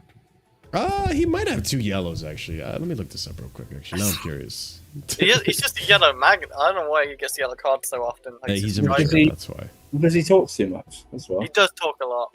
I mean, that Wolverhampton game, him and he's only got 1 yellow. Yeah, in the Premier League, he's only got 1. Yeah, and that was for that. That's not good for last season, probably. No, PSG's problem wasn't release clause. So they couldn't sell Ramos and Moani. That's why they offered him to Napoli. It's part of the deal. But Napoli were like, we don't want them because they're shit. So we don't want to know. I mean, they wanted Lukaku. They have a Lukaku. It's true. That's a lot. Ramos That's a and lot. they spent PSG have spent 150 million pounds on Mawani and Ramos Yeah, that's a jointly. waste. Ramos is now injured for like till the end of the year, and Mawani's rubbish. So They it's paid like, like and 80 million as well. they paid 90 million for it. I can just imagine if That's a Chelsea. lot of So money it's for not that player. that. It's not that they couldn't. They would pay the release cost if they didn't have Mawani and Definitely. Ramos. They would definitely pay the release cost, but they can't. They got hope for Miami. All right. I mean, with Victor Osimhen, like Andrew mentioned earlier, December time, we're probably going to see more news on that. It's going to ramp up, whether we go for him or not. You know, the journalists are going to come out with news on it, regardless for clicks. But it's going to depend on Jackson. So right now, he's 2 for 2 in the Premier League. And when it starts, or back-to-back, I should just say. He's back-to-back goals in his last 2 Premier League starts. Let's hope he keeps doing it. So I know he's a frustrating player. I swear, if we actually go 150k again in January, what's the point? Yeah, I agree. That'd be a right piss take. Yeah, Yeah, that'd be especially if Jackson doesn't work out. Yeah. So I think it's 200 or just don't bother. I At agree. least go something different. Yeah, I agree. But all right, let's go on to the final 2 topics that we have left for you guys here. And thank you so much for those of you who have been listening this whole time. You guys are appreciated. But speaking of Jackson, actually, this is the next segment I have for you guys, which is Jackson gets a new contract. Not contracts, it's just one contract. Let me fix that real quick. There you go. Technical difficulties. There we go. Jackson gets a new contract. So, one little side tangent that I wanted to add to this was this little aspect here. The Athletic reported that Chelsea opted against Jonathan Duran, having conducted a thorough review of the player. What does that mean? I don't know. But what do I think it means is that maybe they saw something in his personality and his character, or his behavior outside of the pitch that questioned whether or not he would be disciplined enough to join Chelsea. I don't know. Maybe something along those lines. Because I remember there was a mention of that earlier in the transfer window that there was a mention earlier in the transfer window that they were questioning his mannerisms and his attitude issues. I don't even care about that. Actually, I think it'd just been a waste. Big up of money. flawless. It would have been just a waste of money buying Duran. I don't see a point, because if we want Osimhen, right? You know, Chelsea say they want Osimhen. Where does Duran fit? Is he like a C player? Is he back up to the Jackson? Is he back up to the Osimhen? Is Jackson? I think he would compete with Jackson. I mean, that's the thing too. Like, even if we bought Duran, we still would have needed Osimhen, in my opinion. Well, we wouldn't have gone for him, and I don't really want to do that, because I want to see if Jackson ain't the right idea, like to be Chelsea's main striker. I don't think Duran would have been either. I think they're both similar, so I don't see the point. Mm-hmm. I think Jackson offers a lot in that striker, like link-up play, and he gets goals. Like, let's not forget, he got 14 goals last season in his first season with AFCON and all that. Question for you, Chris. Yeah. Are you convinced, or do you think that the owners or the recruitment team's decision on being interested in John Duran is now justified because of what you saw in the first 3 games? Because he looks like a decent player. I'm not gonna lie to you. The way he struck up, I mean, yeah, he looks alright. He looks good. He's got a good header on him, but I don't think there's anything special about him yet. Well, in all fairness, he is young, so it's hard to know how good he can be. But like, I don't see any difference between him and Jackson. I see like potential in Jackson too as a good player, as a good forward. I still see that. I think he's a more better like backup or competition to the striker, and Duran would have been anyway. So I don't see the point of Duran. I just did not for the money. Like, what was it, 35 million? Yeah. There's more on Jackson. What we paid for Jackson, nah. And Jackson does the link up really well, better than Duran would. He can score goals. I don't know how many goals Duran can score in a season. Maybe he can score 15 or more. But so can This season's going to be a big one for him. I think Jackson can score 15 or more. So I don't see a difference. I just think Jackson's a more complete striker and Duran at this very minute. So I could be wrong, of course. You know, who knows? Duran could get like 25 goals this season somehow. He can just like hit it Yeah. off the ground, and we look Mhm. foolish. And people like me just didn't see any ideas in that. I know it's early doors, but I am seeing why Duran was scouted. Like, there is a talent there, and he has impressed in the first few games. But so did Evan Ferguson, and he hasn't been anywhere near the star he had that one he game, started that's off with. Exactly, Duran. That's it. Let's just see over the course of the season. But I see what the scouts and maybe the recruitment team were seeing, but I still still know don't Chelsea needed it though. He could be a good player. No. If we didn't have Jackson, right? Fair enough.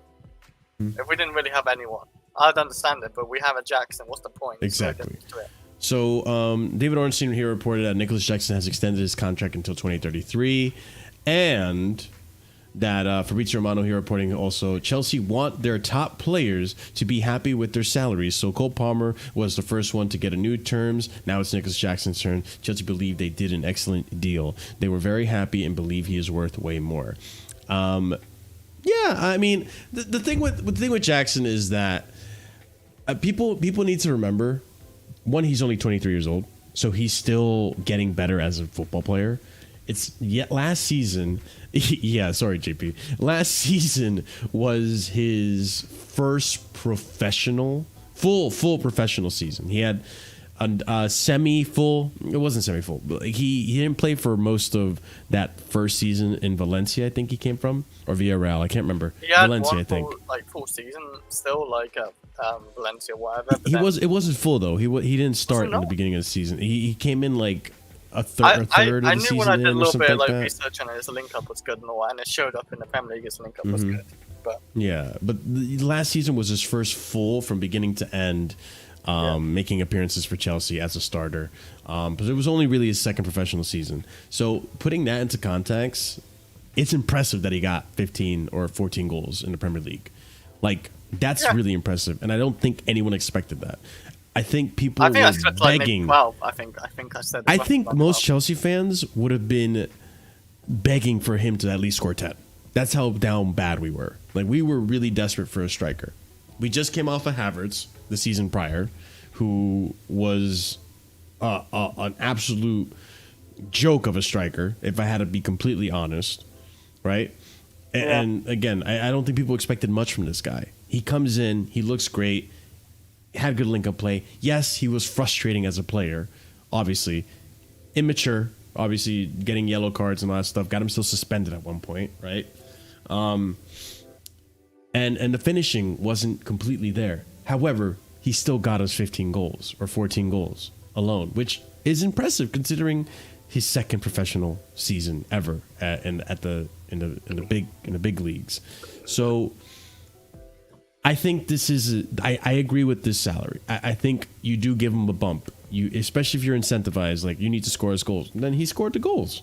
He did. He missed a lot of chances, but he did score goals. So I think kudos to Jackson. I think this is deserved. I think there should be more players that should be getting on that too, like Malagusa, for example. I think whatever he's on, he deserves a pay rise. He deserves one from last season. The way Cucurella's going, maybe him as well, of course. Cucurella is already on a high salary, I think, though. That's the thing. Mudryk, he definitely deserves a pay rise. Oh, shut up! Like, you're the worst. What is wrong with this guy, If I will say, if Madueke keeps it going, he will get a pay rise. All these players who are playing performing well, you got to keep it consistent, of course. Make your money, man. But this is why I never understand why Chelsea fans get so upset. Oh, why are we re-signing like Jackson or something? He was good last season. He wasn't bad, and he got goals. He was like on what, 80k less maybe. 60 something, I think. Oh, and what's he on now? Do you know? I actually don't know. I have no idea. He's probably like just over 100, probably, or maybe just under it. I don't know. But like, extending his contract does nothing wrong to us. Like, he's playing good for Chelsea. He's a good backup. He's not a good backup. He's a good star right now. But say if Osimhen comes in, he'd be good backup on whatever wage he's on still. So yeah, and extend that contract. Say Chelsea want to make good profit on him. Say like, I don't know, 60, 70 million somehow offer came in, and he's on a big contract. Like, yeah, like it makes sense in that way for me anyway. Like, I have no issues at extending contracts really, unless you're Deadwood like Chilwell or something, and you're extending it. I don't like it, or Kepa. I just want you gone. But Yeah, the Kepa one, we didn't really have a choice because apparently you can't go on a loan and after the loan be a free agent unless we work up some weird deal like Ziyech. Nah, just let him on the bench for like a year left or something. Nah, like I just want Kepa gone, even for his sake. I get it. He needs to leave Chelsea eventually. Well, the hope is that we'll do decently. You get about 10 million for him next summer, and I'll just accept At it. best. Maybe I'll take 5. if he keeps. If he does something where he keeps, he's going to concede goals. He's at Bournemouth, right? Yeah, of course. He does so well that he keeps them up. Do you know what I mean? Or he plays a part and keeps them up. Yeah. But they go, we can't let him go, and then they'll sign him for like 10, 15 million or something like that, and then you get. Yeah, so you should be rooting for him. Yeah, I want him to have a good spell. Every loan we have, like we just like say like any deadwood we have, we don't want. I want him to do well. It's like Lukaku if he's going to go on loan. Is he on loan or we sold him? No, we sold him. He's gone. With obligation. He's finally gone. Yeah, Like, he's finally. when he's Lukaku's finally going on gone. loan, I was always hoping Lukaku goes around and does well and gets gold. He's gone. I want you to do well, and then like Sterling probably never come. I want you to do well at Arsenal, and then they buy him off us for like 20 million for 25. I don't know if you mean that actually. To be No. honest. No. I don't entirely mean that. No, okay, I don't want him to help him win the league, right? Of course not. Okay. But okay. if they feel like Let he's me good enough, clarify. right? Like he does a little show for them, has a good first 6 months, and they just want to buy or something. Or first year, I guess, because he's got a year. Is it a whole year? His loan, the season. Yeah. Yeah. Season. So have a good year. Like say they come close to winning the league again, and he has a good year. Buy him to 25 million. Then you can do your normal Sterling shit and piss off Arsenal fans. Yeah. He's not getting any younger either. He's like 32. No. No, it's 29. It's 29. I keep thinking he's older. He's been around forever. You're not seeing the best of me. That's all I gotta say. It's when he gets in his You're about to 30s, see that's when he gets the best of him. When he gets his 30s. Of course. Yep. So that's something that I hope is. But again, like with Jackson, again, if we're gonna work based off of incentivized contracts, if there was an incentive in that contract of like, if you score more than 10 goals in a season, we'll upgrade your contract, then he did that.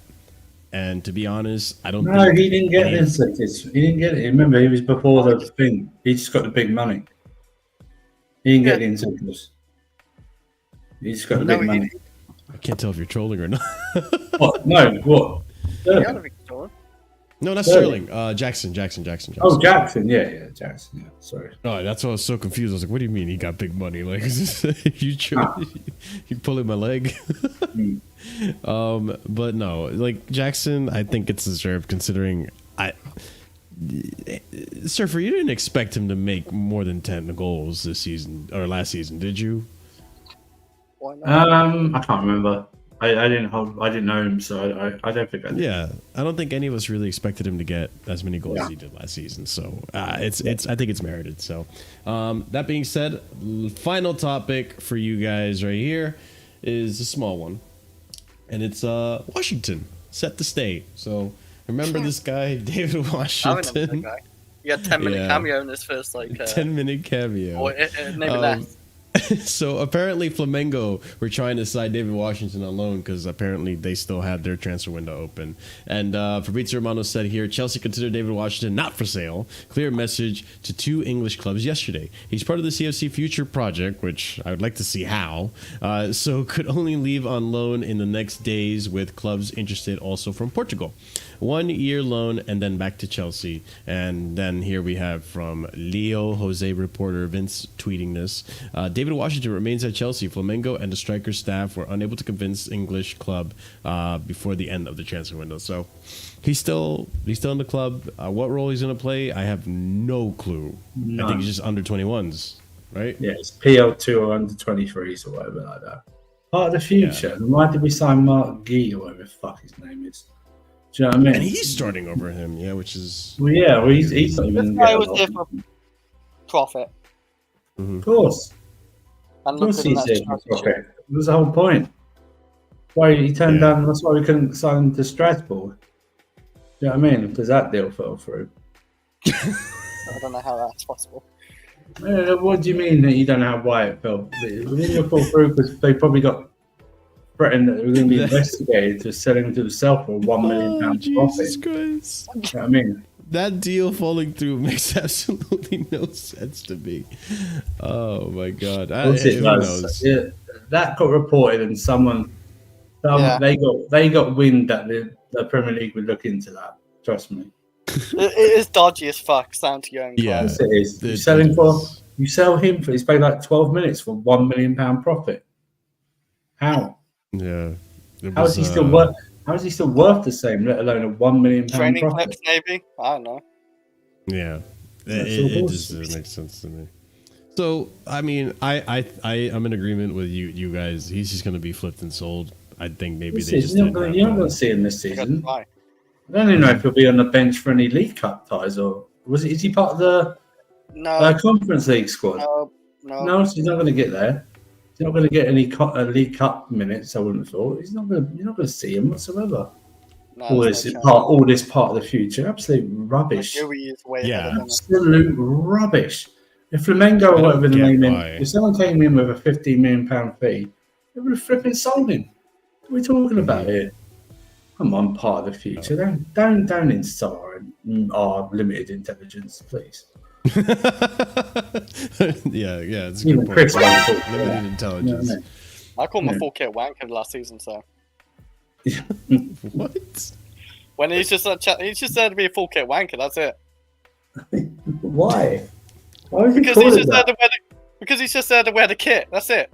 When he's on that bench, that's it. He's not wearing the kit all the time. He's not when he goes to bed or nothing. But like when he's at Chelsea, he does.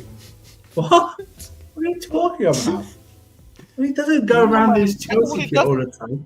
No, but it's like, when calling John Terry a full kit wanker, he just wore the kit just to fucking celebrate. Yeah, because he wasn't playing. He wasn't even on the bench. He wasn't even on the bench. Celebrating the Chelsea kit. He was on the bench last season. No, John Terry wasn't even on the bench when he was a full kit wanker. Do you know what I mean? Because he was suspended. But I mean, David Watson's not even had a chance to even be suspended. He was celebrating in the kit. That's it. He played like 10 where is he? He's not going to be even in the stands to watch it. You're not even going to see a picture of him. Oh yeah, this season. Yeah, now he's just. He's not. You're never going to see this guy. He's not going to be in the Stamford Bridge stands watching. Oh yeah, this season because we brought more players. He's finished. I mean, he's never going to make it, but. It's a weird one. That's why this is the side of Egbhali that I don't like. Like, why are we buying these players that have no purpose? We're not even selling them. They're just. That's why I'm buying them. It's a profit. Yeah, but it's just. Well, we tried to get that 1 million profit on him. Yeah, and that's the other thing too. The profit margin doesn't seem like that much worth. Not on some of them, yeah. Like, I'm really curious what we're gonna get Fofana. What we're gonna get out of Fofana, like. We're going to get 4 million. Anywhere from 12 to 15 million euros. We're gonna get. Is that much profit at all? Well, he signed for like what, 7? I guess you doubled your money, almost. Like, I would understand if it was like we got him for 7 or we sold him for 40. Like, okay, that's good profit margin. But these tiny profit margins, how much of a big difference is that? That was a bit of a. If we went for 7 and someone came with £40 million bid, then I would be like, well, how well has he been performing? Because if that is like a £30 million profit, then he must have been performing very well somewhere. So he should be given his chance.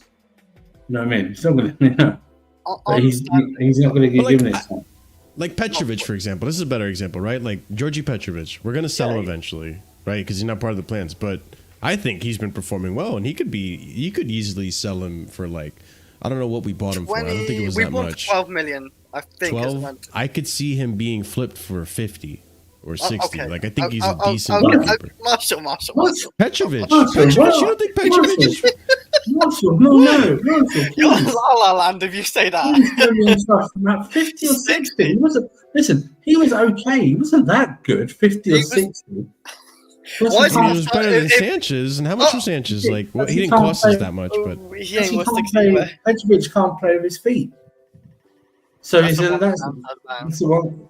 50 I mean, Marshall, like 20 to 30 million is. I think that's where we get it for Petrovic. 60, no, because maybe I'm just being greedy.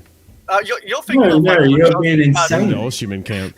You're being insane. You said it was straight faced. I think Petrovic is a good keeper. I think he. Yeah, but not 50 or 60 million pounds worth. Like that's like Onana. Like they thought he's Well- like world class, like elite. Liverpool bought Marshalldbdx for only 30 something million. Yeah. Petrovic is nobody. Yeah. Yeah. Oh, okay, I mean, that wouldn't. If I had known that information, I probably would have changed my numbers. 50 A or bit. 60, you're talking like Diego Costa. Even, Kobo, Even Magnon range. Come on. Because I was thinking like Mignon, Allison range. Donnarumma, like I was kind of thinking like how exaggerated the market is in terms of prices. No, it's never exaggerated much for goalkeepers. Yeah. Never, Okay. Come on. 50 or I get it. I know we're going to. He's got 50 or 60. Why did he not fucking know? He's Yeah, being that's 50 or 60. Should be in goal If for he's us. with that much, he Yeah. would be starting. That's not even my name. Yeah, you forgot the other That's L. the howl of the night, yeah? That's a big howl. No, not Curry Pirate. EPL turf. Michael. Oh my days. Hey, it is what it is. But yeah, ladies and gents, that's the end of the show. Now, hold on. Before I actually end the show, I do have to say, big up to all of you. And that includes the panel and everyone. Like, we finally did it. We hit 3K. So big up to every single one of you. Thank you.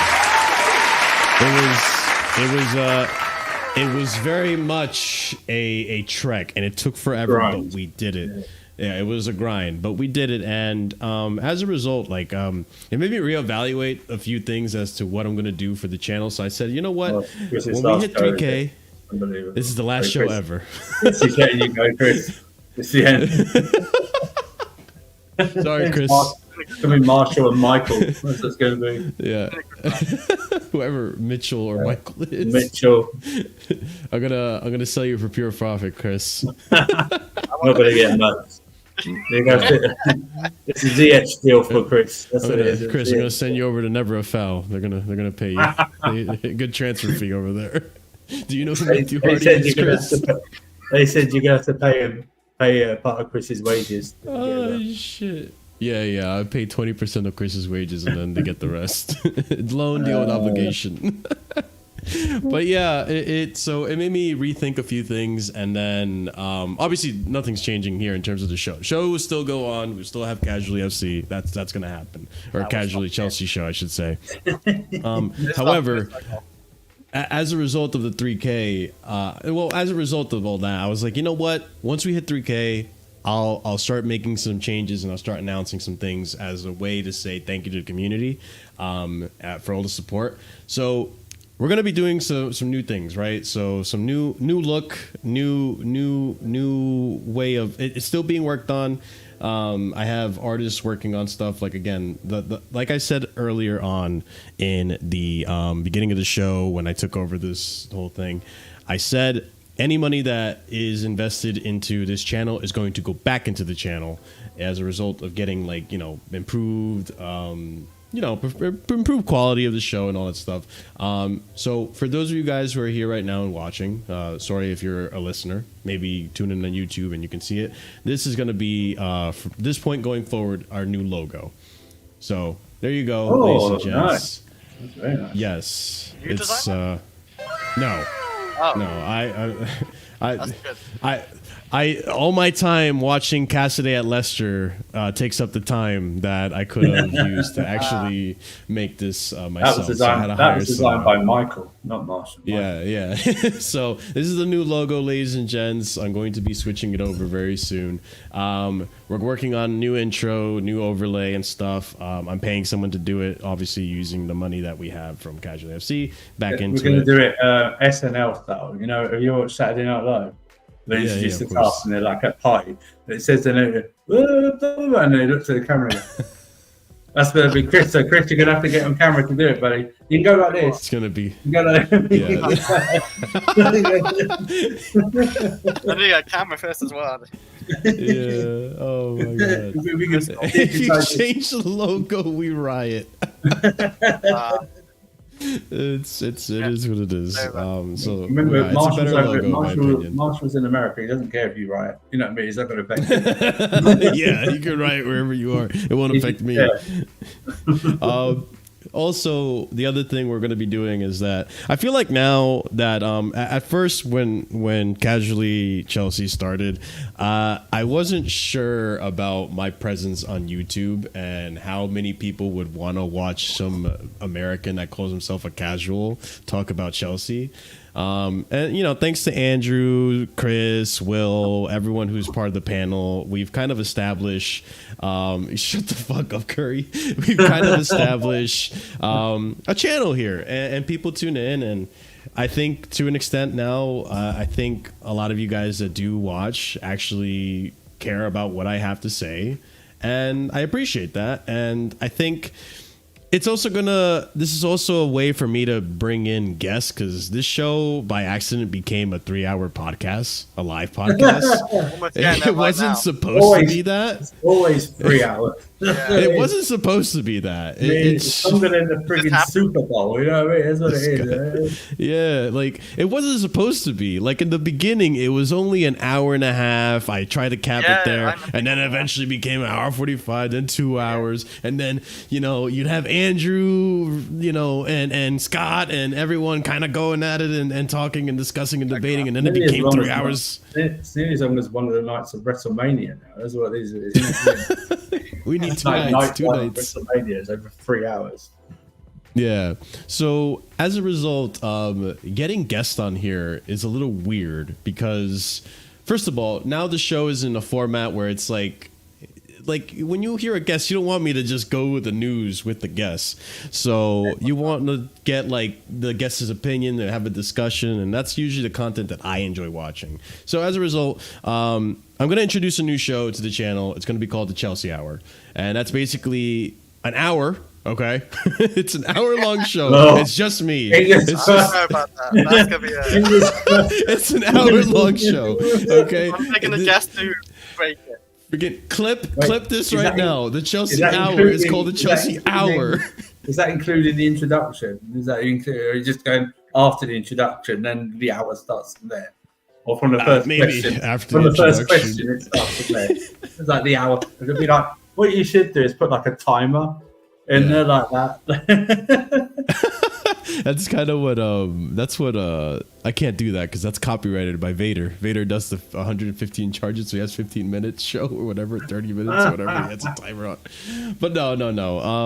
I'm gonna do an hour-long show, and it's basically the intention of it is to have a separate show, and I'm only gonna do it once a month for now, and then we'll see how it picks up. If people decide they like it, then I'll bring it back a little more frequently, kind of like the call-in show. I'm contemplating bringing the call-in show a little more frequently, but with the Chelsea Hour show, it's going to be me basically pretty much discussing what happened in Chelsea in the past month and kind of going over my opinions, or even on hot button topics. It doesn't even have to be the past month, but just going over my own opinions on Chelsea.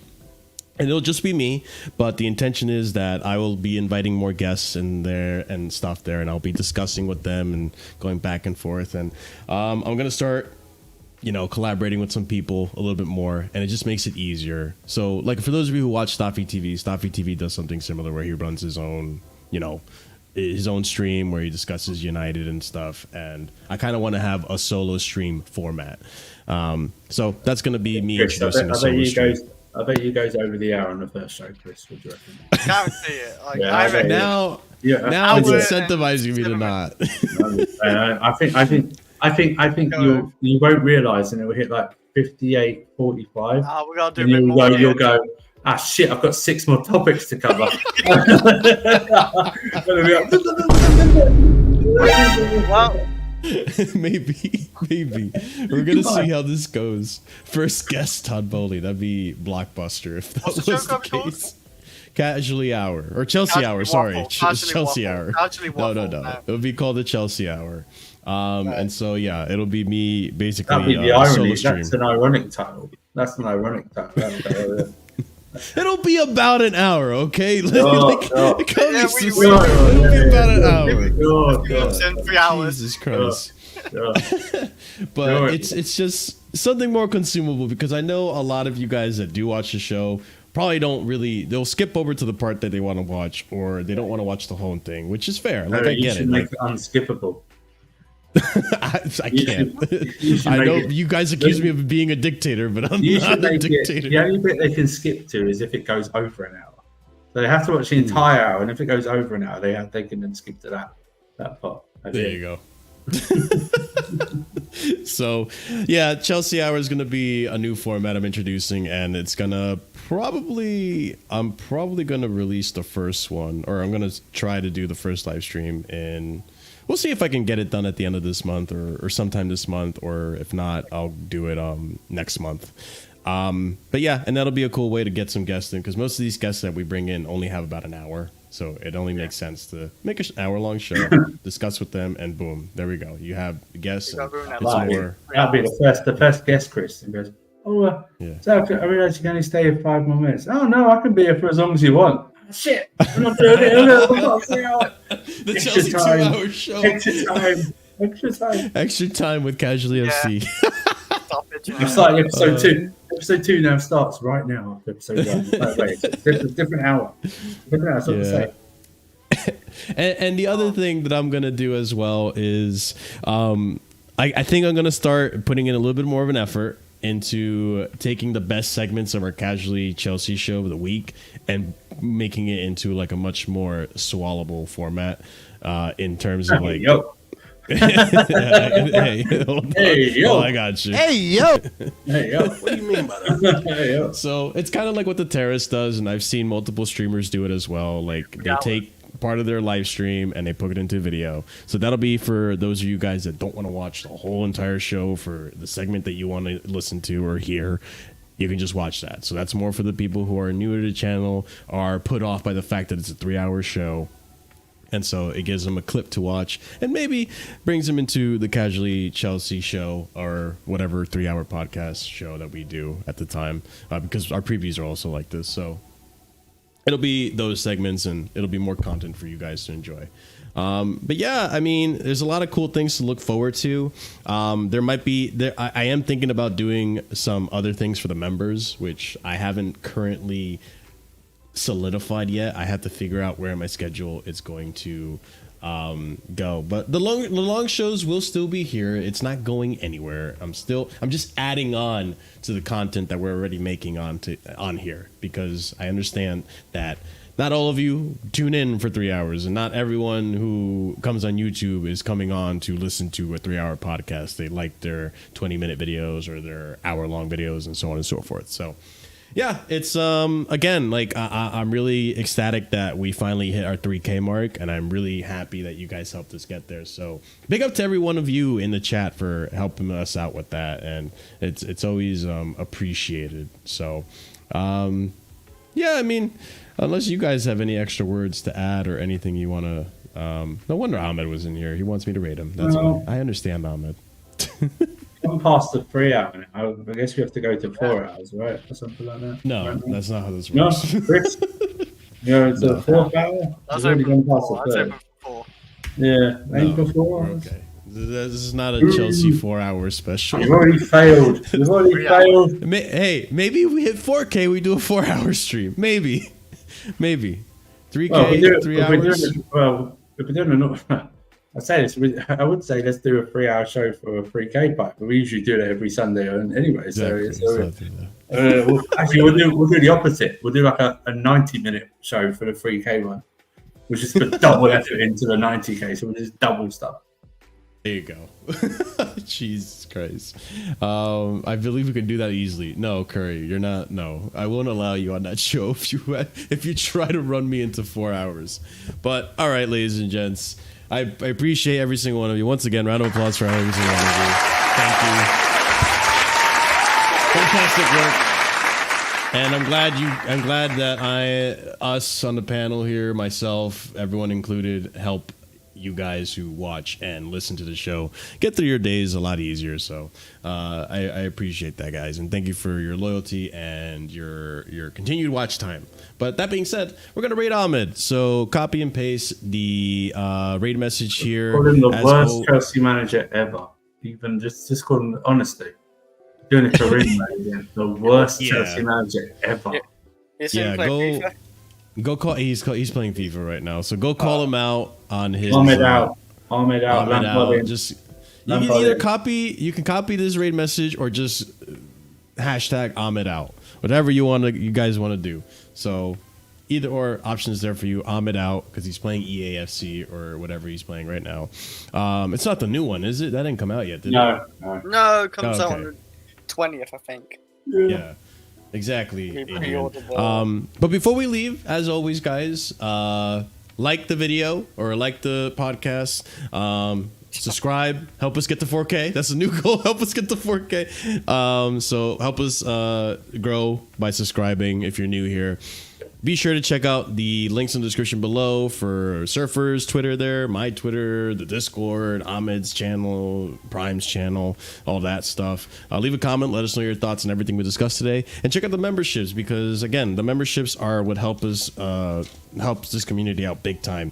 And those memberships are, those shout outs, by the way, which is for the proper casual and higher tiered members, is going to go out to DHL, B-Man, Adam CFC, Gabriel A, Skirmish, EE, Uncle Jester FC, Hassan Nawaz, Dark, Adrian A. Suleiman, and Scott. So big up to you guys. I appreciate your support, and I appreciate the support of everyone else who is also here, who's also a member. So big up to you guys. Enjoy those emojis. We'll be getting more emojis soon, I promise you.